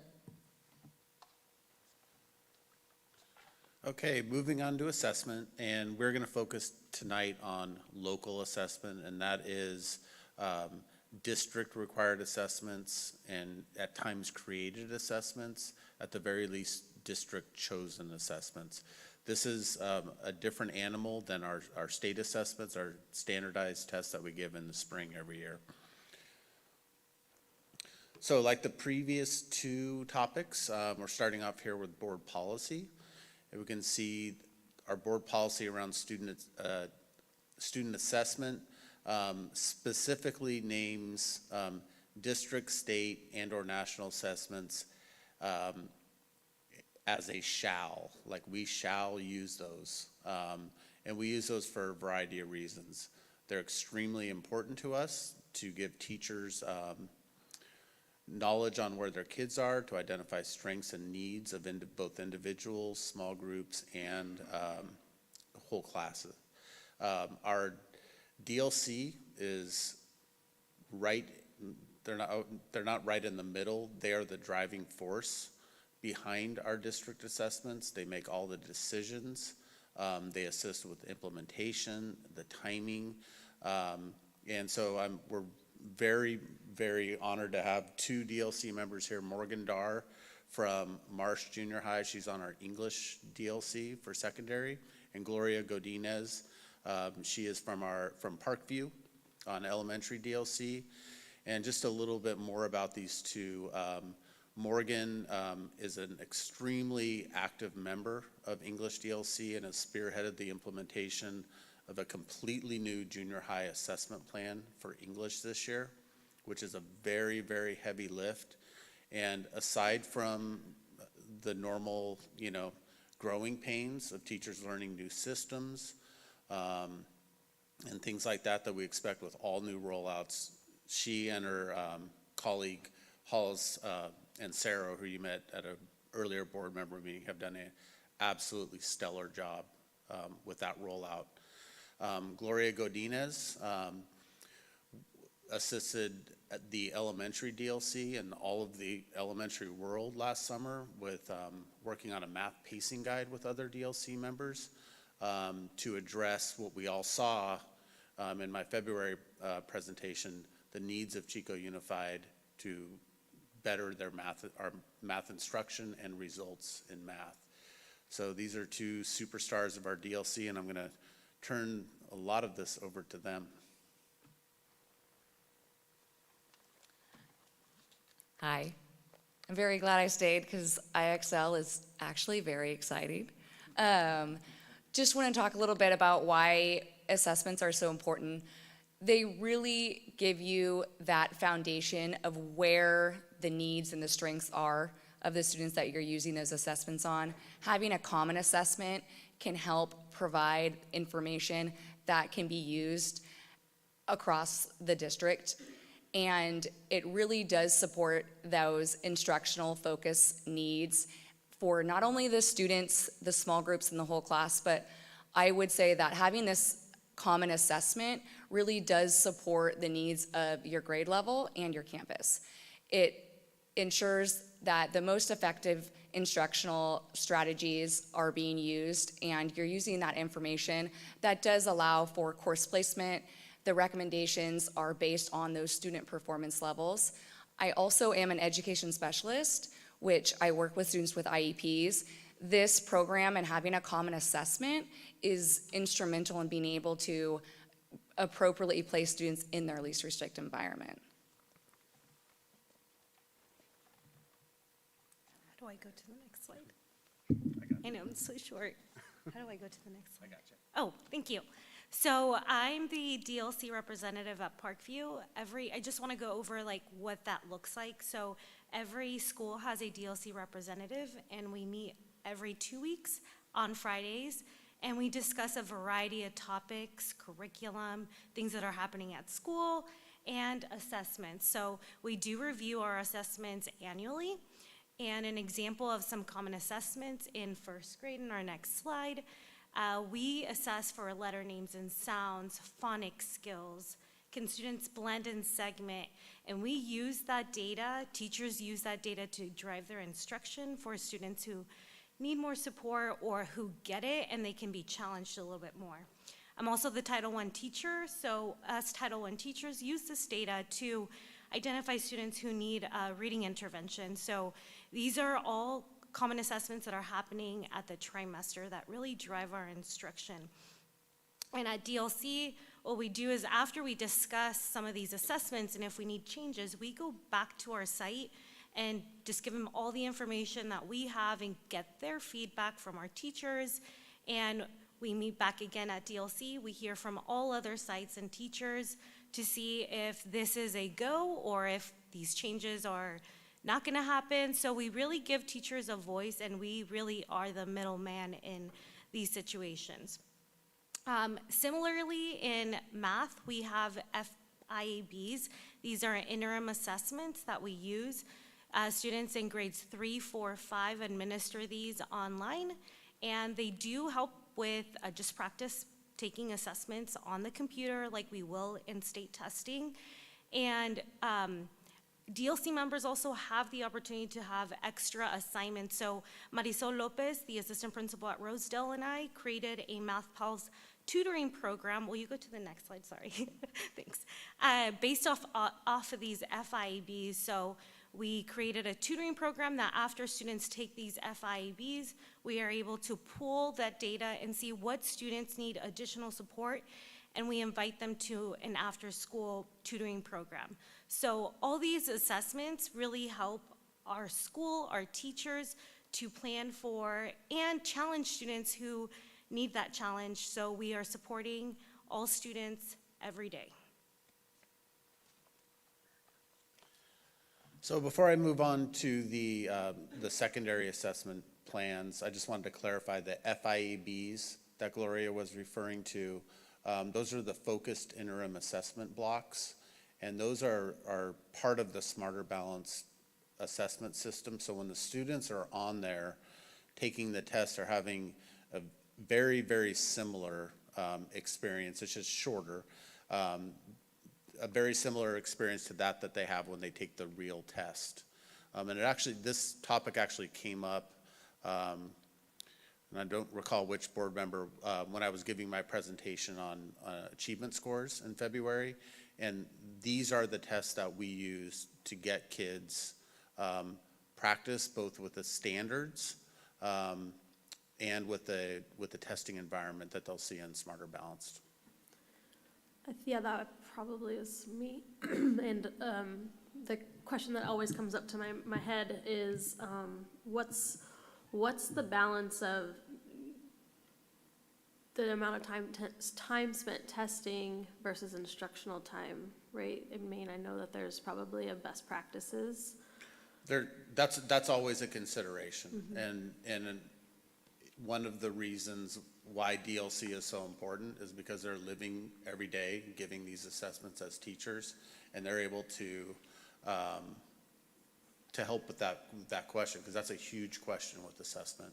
Yeah, I know in the past, and I'm not saying that this is the case now, because I've been a few years removed now, that there was a lot of rumble about how much time students are spending taking tests and being assessed rather than, yeah, and obviously there's a value to assessment, because that's, the evidence, but. It's a fine line, and a perfect example, our elementary DLC, there's an elementary assessment called a BAS. It's like a one-on-one reading with some questions. We haggled for the better part of the year this year, whether to keep it in place, just for those reasons. Is the time it takes to give this, are the teachers getting value back enough to help drive their instruction? And literally after about 6 months of grinding on it, we have decided they don't.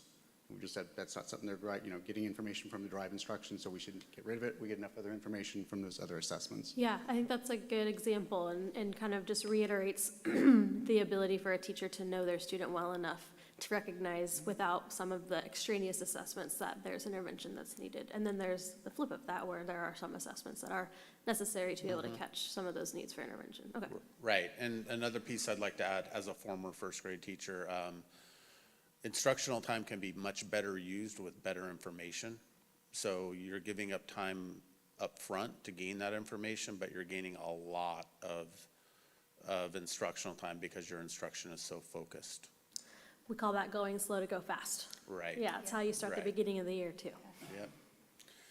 So one thing you might have noticed is there's more assessments in first grade, a little bit less in fourth grade. The difference is because the skills that need to be measured to ensure solid early primary reading instruction are much more discrete than when kids become readers and they're working on higher level literacy skills. So moving up to junior high, and I mentioned that the English assessment plan had been turned on its head this year with some great moves. We have implemented for English the IXL assessment platform, which was actually piloted by math teachers in Chico.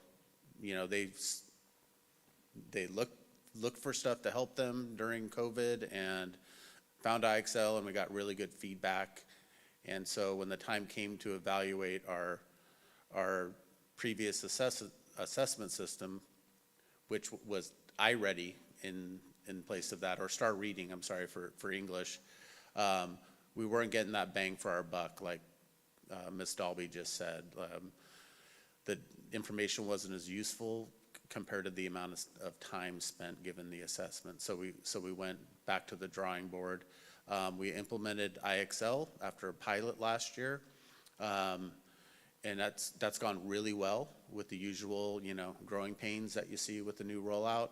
The ELA performance tasks that you may or may not be able to read because the print's small, those are focused interim assessment blocks as well. So students are writing in the Smarter Balance platform with similar prompts that they'll see on the state test.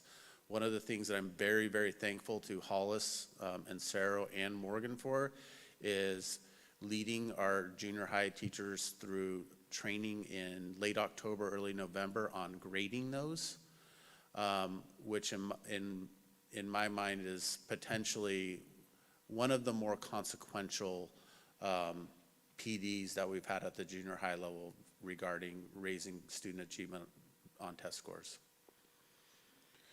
For math, we also turned the assessment plan on its head this year with the implementation of IXL again.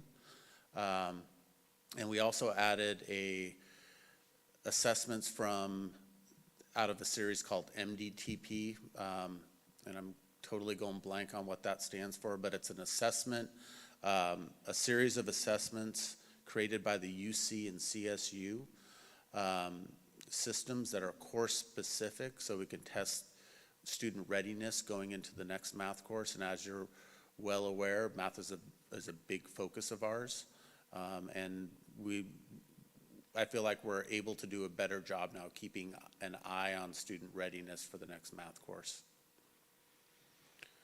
High school changed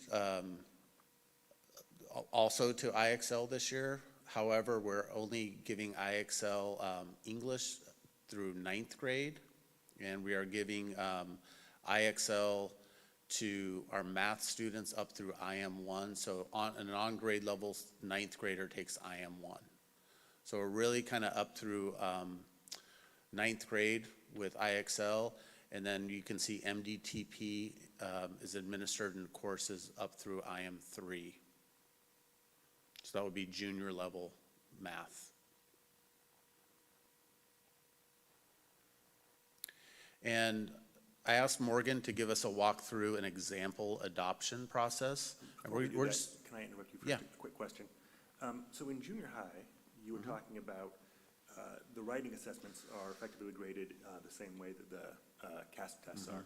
What do you guys do, what do we do in, say, high school to make sure that all of your writing assessments are graded in a similar way by different teachers? Is there a similar kind of key or very close scoring method? The rubric was modeled after the Smarter Balance rubrics. The actual writing assessments are district created and administered in a way that's similar to what the kids see in Smarter Balance, but not exactly. And those really are tied to, at the high school level, tied to books that the teachers are reading through the normal course of their year. I want to interject too, when he says district created, it's really DLC created. We don't want to take credit for that. Yeah. Nobody wants me or John writing an 11th grade English test. We have plenty of smart teachers that we have on hand to help with that. Okay, so back to the IXL example. This is, again, just an example, but it's very similar at both levels when we adopt a new assessment. So I'm going to have Morgan take over. Thank you. I first want to just say how instrumental the DLC process is and has been through adopting IXL.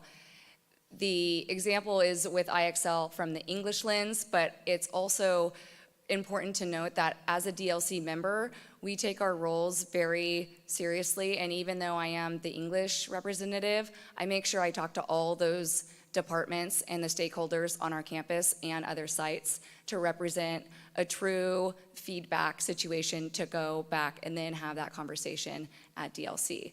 An example of how IXL has been adopted, it is taken about a year, and that need was identified by DLC. We need a common assessment. We need to look at different areas of what assessments are available. That's where DLC had those conversations, went into the sites, and had those very at length and in-depth conversations. And that was then brought back to DLC. One of the available assessments was IXL, and that had been brought from math saying, this is a great program, you should look at it. It was piloted through math, but also Marsh English 6 piloted it last year, and that feedback was taken from the students getting their data and their assessments. From the assessments, IXL is not just an assessment. It gives you extensive, comprehensive information that we'll go over in the next slide. But that information was brought back to DLC and was saying, not only can we use this assessment to look and get these numbers, we can then move forward into how can we use this in instructional practice and in that every day-to-day instruction. And I know that's been a comment that we've heard from teachers forever. What do we actually do with this information? IXL is a wonderful beast. And I say beast because when you first get all the data, you're being fire hosed. And when we piloted it, we thought this is going to be a lot, but it's something that we want to move forward and try and adopt so we can give this really useful tool for instruction and not just as a baseline assessment or a common assessment. When it was piloted, that information was then brought back to the DLC. And I just want to emphasize that assessment really does drive your instruction. And this program, IXL, we saw through piloting that you were able to determine that individual student need as well as your whole class, your grade level, and your site across all campuses if you're using this common assessment. When we decided this was the program we wanted to go to, that adoption process and those discussions, like I said, not only at the site level and at DLC, it was taken back with this team and discussed at length with that feedback from all of those stakeholders. We decided that it was going to be a great choice and discussed how we should roll this out with training. I mentioned the fire hose because initially when you tell a bunch of teachers that you have a brand new assessment right before school starts, it's not taken very well. However, people were excited to have something new. They were just overwhelmed at how is this training going to look. And in August, we had that at the back to school training, was just how to administer the assessment. That was all. Just this is how we're going to administer the assessment, and then let them get used to that. And then in September, we offered for all secondary in English and math half-day training. We had a lot of people come to that training. It was also recorded and sent out to the members who didn't know, or the teachers who didn't know if they were really wanting to give up a half day, but they were presented with that video. DLC also was receiving feedback. What are you thinking about these assessments? What do you need from IXL? I went to every single department and said, have you looked at this data? I printed out every single English language arts per class period, and I went and I met with science. I went and I met with social studies each of their class period. And I said, these are your English language arts overall scores. This is your overall reading level. And if you want to dive deeper into that, I'll break it down into the different subcategories of those areas. And the response from those other departments, and even PE, wanting to know, do I need a speech to text or a text to speech for these assessments that we're giving based on this IXL English data? Those are conversations that wouldn't happen if we didn't have DLC. So I really want to stress the importance of how this position has given opportunity for those conversations about IXL. So we offered those half-day trainings and got a lot of feedback. We want more. We just want to be able to look into how do we use this, so give us a little bit of time. And then when we started getting emails and phone calls, text messages, hey, can you show me this? I want to learn more about that. We reached out to the IXL rep and we cashed in on some of that training time that you get when you adopt something. And so we had 2 additional trainings during those secondary PLCs on Wednesdays that were highly attended. And not only did we have English and math coming, we had special ed coming. I had a coworker at Marsh that was there for the first part of the year, and I worked really closely with her because IXL gives you really in-depth information on each student that can be used for IEPs. It also provides an opportunity for across sites to have that common IEP information. And IXL has state standards that are directly connected to our adopted curriculum. So English uses StudySync, that's our adopted curriculum. You can go and click the StudySync tab, and it shows you all the standards per grade level that relate to this information. It's, like I said, a fire hose of information. It's really exciting. The response from the teachers was, we want more. So, which is not the case for when you are given an assessment. How do we use this? They wanted more. The student, or the coworker, then moved to Chico High. She works in special education, and she emailed me, hey, can Chico High come to these IXL trainings? They're spreading the knowledge of how effective this information from these assessments. And I mean, that's coming from assessments. So it's really, really cool. We gave a training, Hollis and myself, on IXL to the ELD teams that reached out saying, if we're using this for redesignation, we want to know more. We want to know more for instruction. A couple people from Oak Ridge reached out, and we had private trainings with them. They wanted to know how to use it for small group instruction. So there's been a lot of training opportunities. Even after we just did one 2 Wednesdays ago, we have more people requesting more. So where this has not been an unsuccessful rollout, and I do want to say that it has been a really amazing thing to see. It fires me up, and it really connects those different departments on campus. I'm going to go ahead and go to the next slide. This kind of gives you a little bit of a better understanding how you can use this assessment data. So you can see that we pulled, it's an example of an 8th grade English student, and you can see that there's an overview, reading strategies, and then it breaks it down into vocabulary, writing strategies, and grammar and mechanics. You can also see all those lines are individual students, and there's 5 different groupings showed. Now, when you click on one of those groups, it shows you the different areas that those specific students might need. This is an 8th grade example. This is a high need group, and it's showing you that you have ranges from 3rd, 4th, and 5th grade on here. And it breaks it down by skill. And if you clicked on one of those little arrows, it would give you examples and the opportunity to assign it to individual students, a group, or your whole class. So, like I said, it's extremely, it's huge. It's a very detailed and monster of a wonderful beast of information. And this is directly being used and implemented, and everyone wants more. It also provides an opportunity in this program for live feedback and assessment results. We have these snapshots, which Tim showed you in the assessment calendar. You can also go into the arena and take a mini assessment, and it's recommended to continually be doing that if you want accurate data in between those snapshots. And the students want to know, am I improving? And they can do it in real time. It's called the real-time diagnostic. And a lot of teachers are using it because it gives you that immediate feedback. If I'm teaching compare and contrast points of view, I know this is a high need. I'm going to do a lesson. I'm going to assign it. I'm going to see how they do on it. And it gives you a lot of information based on their student progress, how much time they spent on a skill.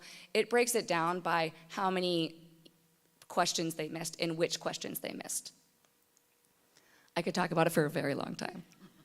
Yes. I'd love to listen I for know, a very sorry. long time. No, seriously, this is wonderful. Question, how did we fund this program? Well, it went through the adoption process of DLC. So that need was identified, I believe, right? What's that? How do we, it was identified as a need. I don't know who paid for it. Jay and Jacqueline and I are looking at each other going, Did you do it? we believe it was ESSER funding. Yeah. It was just brought by DLC. How do we continue funding this? I think it's a 5-year contract, yes. Just 5 years. Well, hopefully more with the wonderful news we're getting. Yeah, that was my thought, was, you know, how do we make sure this doesn't go away if this is as good as it's turning out to be? So just to go back to, so IXL replaced iReady. Right. And we had iReady for over 5 years before that, prior to ESSER. So we're gonna be able to sustain the funding Just need Okay, to figure that out where was- it's gonna come from. Yeah, we used Title I funding. We also used LCAP funding to pay for iReady before. We just had abundance of ESSER funding, so we wanted to use that money first for this Got it. program. So it's, we were able, for targeted learning group. So we used in that money, then it will go back to our Title I and LCAP funding after that. And the LCAP, yeah, LCAP would be appropriate, yeah. Oh, it's very exciting. It's not additional use of funding, it's replacing. So that's all assuming that it works. And no, I love IXL. It works. Well, we don't know. Yes, I mean, well, IXL has their own data. Yes. That says, there's what, a 5-point, a 13 percentage point. swing I'm excited every for the year. state testing results to come Yeah. back after using So, these. and this is kind of addressed to John and Tim. Oh my gosh, I'm so sorry, I'm tired. Do we have a solid plan for 3, 4, 5 years from now, looking at the data and saying, okay, IXL is or is not where we want to keep going? And do we have like basically a rubric for whether the adoption is successful? Absolutely. It'll start here probably in a couple weeks. We'll be looking at as Smarter Balance results come back. That's really our measure for success. And DLC has a prominent role in that data analysis very, very early. We're expecting to go back to normal results timelines, and the data analysis begins in June. Are we going to make any knee-jerk reactions in June based on that? No, we need to give a new program time before we evaluate. I think you're right on the money with looking at it like 3 years. Yeah, I've got, I used to use IXL, but I've got the data pulled up here where they say there's a 13% swing after 3 years. And I take, like you're getting at, I take every vendor's claims with a big grain of salt.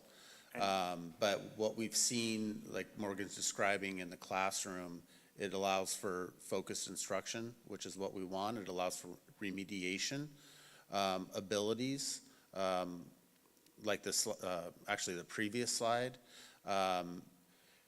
So we believe, we continue to believe, just like when we adopted it, that it will meet our needs, but it certainly will be up for evaluation. And I'm not knocking IXL out. Like I said, I work with it extensively, and it's a useful piece of software. Well, What really, I want to make sure, though, yeah. is that we're avoiding cruft, right? We're not adding more and more programs every year as the new cool thing comes out, and then not making sure to remove, previous stuff, so we're not overwhelming. Right, and getting Star bad Reading data. was removed this year from the English required assessments, and this is what replaced it. When you do that analysis in a few years, there's going to be several variables, right, to have to consider. How do you reasonably assess how the assessment is working for the district based on Smarter Balance tests with the variable of it depends on what the teacher does with the information? Right? Isn't the success of the program actually going to be what do you do with it? Correct, like, there's no magic assessment programs out there.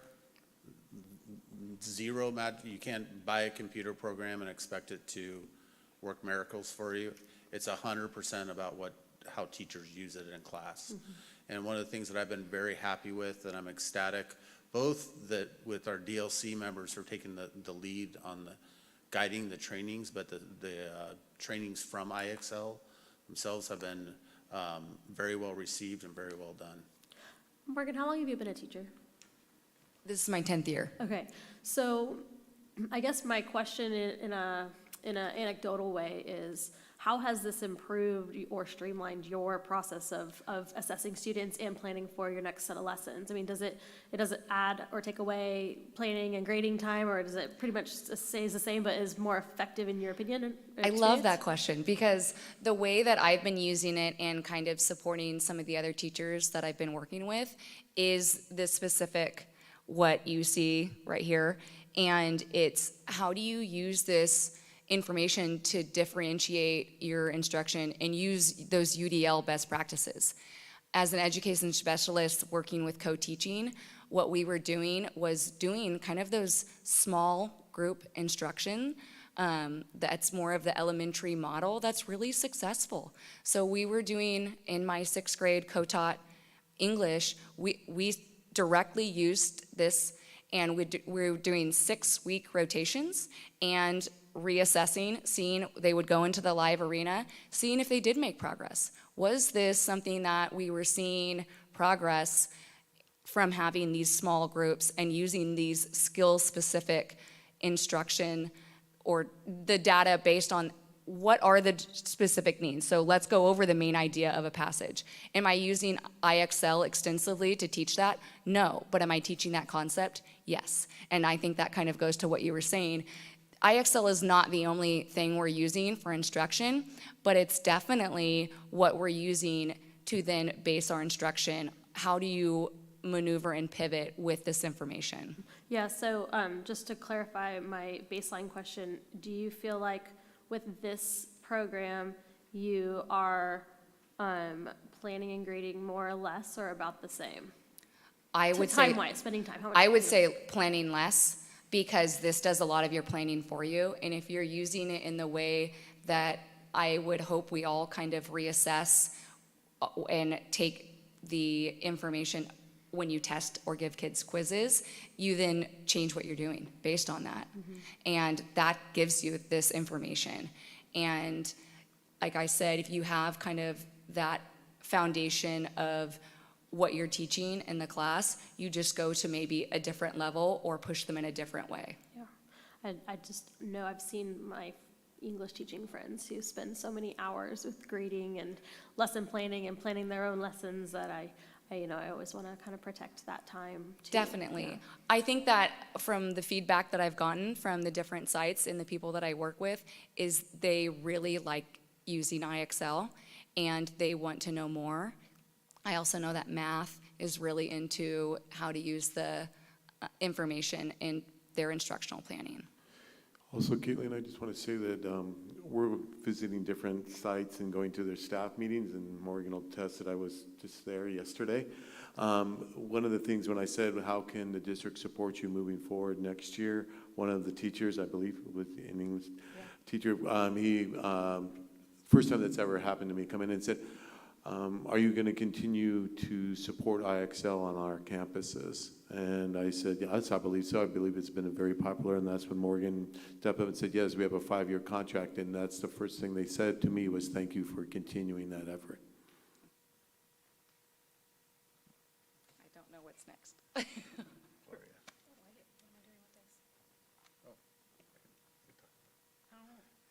So the elementary example that we have for you is the FIABs that Gloria mentioned earlier. This is an example of a report that teachers get following the administration of the FIABs. So they're easily able to identify students in need of extra help on these very, very focused assessments.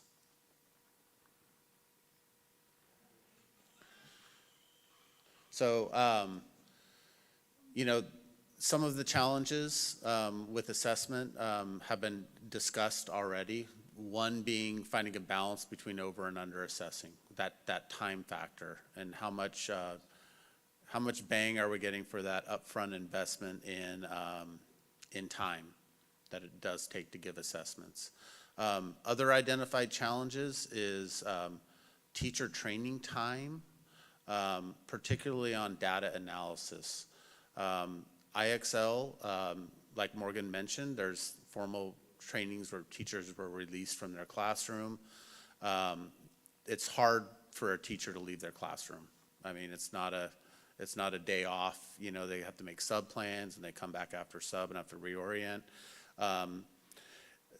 We were fortunate enough to have teachers volunteer their collaboration time on Wednesdays to take part in additional trainings.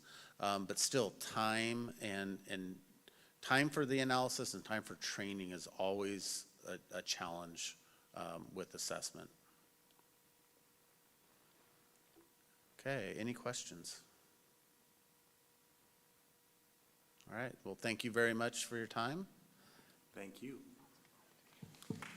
Thank you both for being here, appreciate it.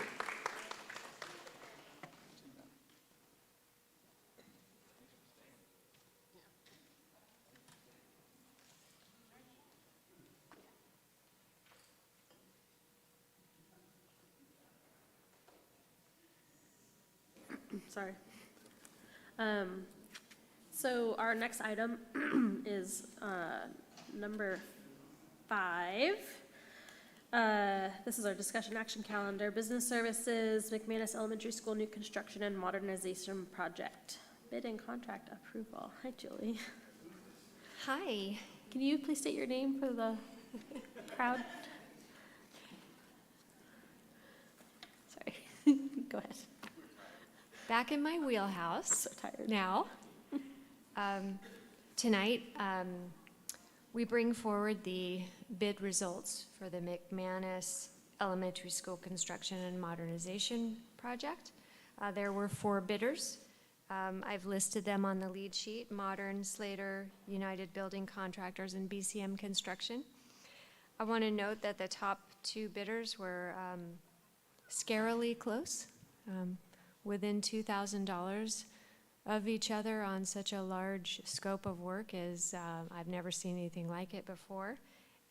But we're very happy that their numbers were lower than we had expected.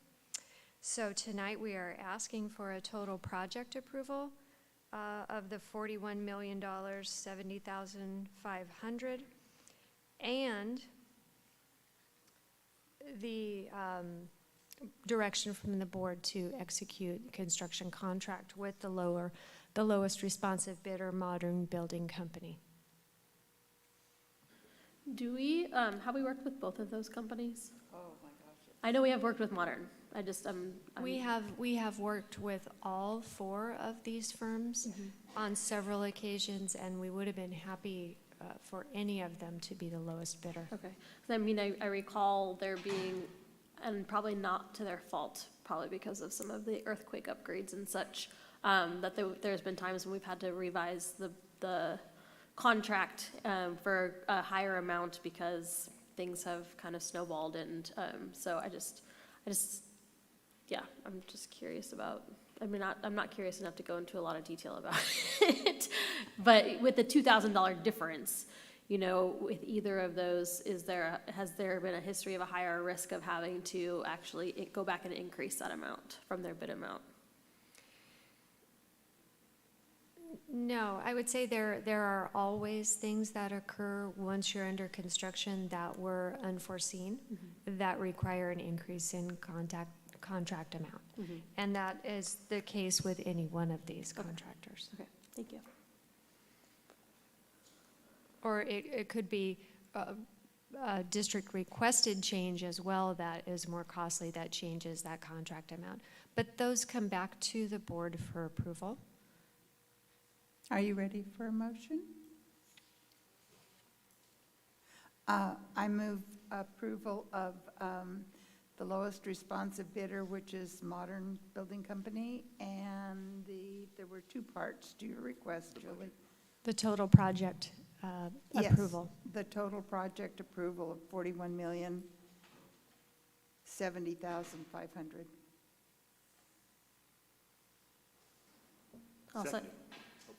I'm going to second that.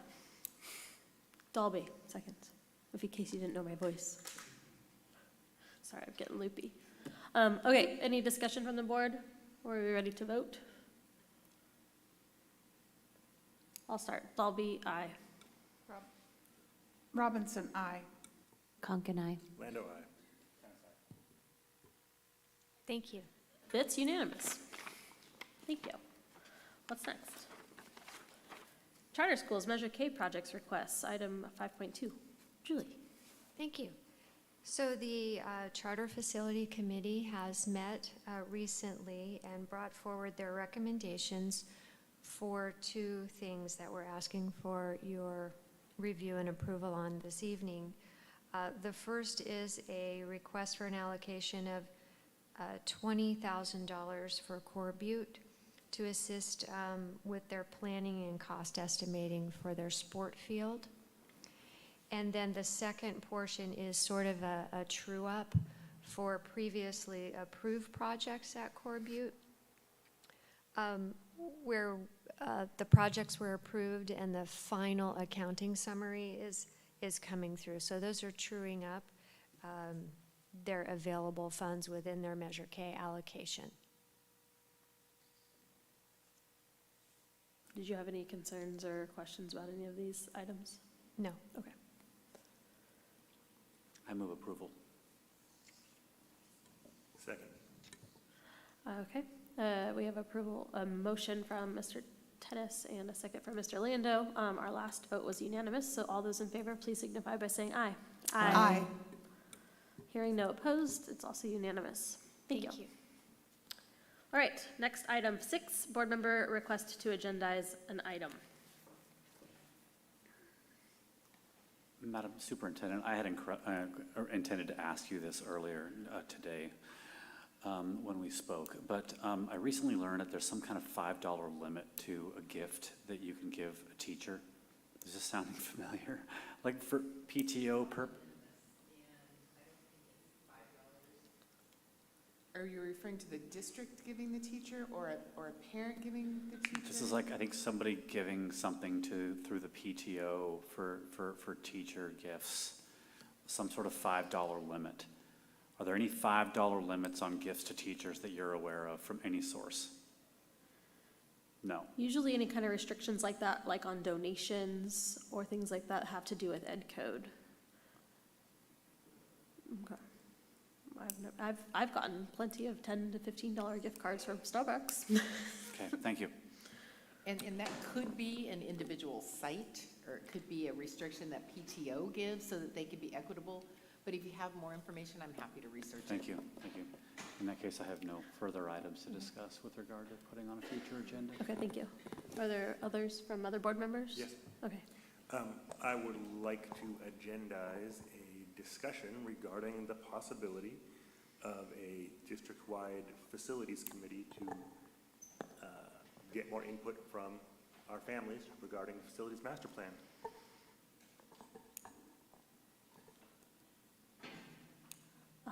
I have a question.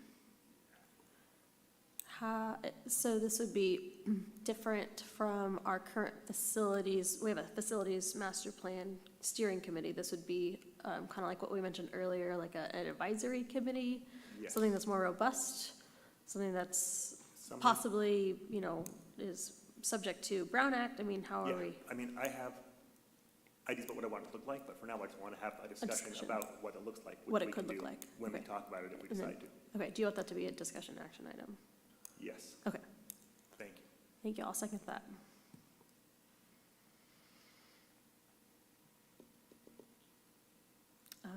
I guess we can't really discuss, sorry. Is the system we have now broken? What is the system we have now? How do we get community feedback right now about our master plan? So Julie shared that a little bit earlier. There were several steps. There were community meetings. Some were well-attended, others were not. And then there also was a survey that went out. We got information via survey. And then in this particular case, it was a very compressed timeline, knowing that we wanted to go out for a bond and having to backtrack the timeline from that. And so, I think that played into some of the communication issues on this particular one. I will say with the schools that were directly impacted, when we knew early on, we made sure that we had site representation, started attending the facility meetings. But I will also tell you, nobody's going to stand up and say, yeah, take my school. I mean, those are difficult discussions. And that's evidenced when we went through and had discussions about closing schools when it was Nord, when it was Forest Ranch. We went through the whole school closure process, and we had packed meetings for 4 meetings in a row on those. So it makes awareness for sure, so that nobody's surprised, they know it's coming, but it doesn't decrease the sensitivity, nor would you expect it to. So, go ahead. So my understanding is the goal of this item would be to get more information in exploring that option for addressing the clear challenges that are coming down the line. Maybe include a discussion of the current steering committee and whether it's meeting our needs and how to prevent the kind of surprised that we inadvertently hold on to the schools here today. So not necessarily another committee, but just kind of fine tuning the committee we already have? Maybe, I'm open to options. I just want to talk about it. Okay. Are we ready for a vote? Okay. Mr. Orlando? Lando, aye. Tennis, nay. Dalby, aye. Robinson, no. Conk and I. All right, it passes 3-2. Thank you. I would like to agendize, I don't have a timeline on this. So if a board member would like to amend this with a timeline, I'd be happy for that. To explore the option of a no homework policy, and what that would look like at each elementary, middle, and high school. So a discussion with potential action on implementing no homework policies. With the understanding that it's just for the purpose of having the conversation, I will second that. I will be voting no, because I don't think that even deserves a conversation. I mean, public education is It's okay, you being have two teachers sitting up here, it's degraded fine. in so many So, ways. Why would you want to so my degrade it further by clarification getting on rid of that is homework? to explore it and discuss No. data and evidence and how homework is or is not effective, and what we can do with policy based on that. So we have a motion and a second. I will start. Dalby, aye. Robinson, aye. Conk and nay. Lando, aye. Tennis, nay. It passes 3-2. I don't have a timeline on that, so we may have to discuss that and just see where it would fit best timeline-wise. My second agendized item is to put on our May meeting to vote to consider not having a school board meeting in July and giving our staff July off this summer.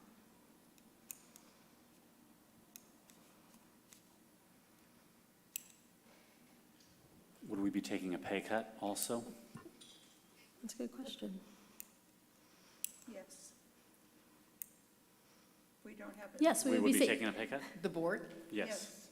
you would not get the, because that is an ed code, you would not get the money for that So we would be particular saving the meeting. district money. Madam Superintendent, do you have an opinion about this idea? We did do this last year, and it was fine. Yeah, I mean, it was nice for people to be able to say, take some time off in July and you can plan a vacation and not have to worry around. And most importantly, Erica, for putting all of the agendas together. Yeah, I have reasons, but that's why I want to put it on the agenda to discuss it. We could always end up voting no. I second. Thank you. You have not started yet tonight, have you? Have you started yet tonight? Yes, she is. Oh, I would be happy to start, except I haven't decided how I'm going to vote yet. okay. We'll go backwards. Dalby, aye. Mr. Tennis? Tennis, aye. Lando, aye. Conk and I. Robinson, aye. All right, it's unanimous. With that, I move to adjourn. Yay, seconded. We're done. Thank you. To close session.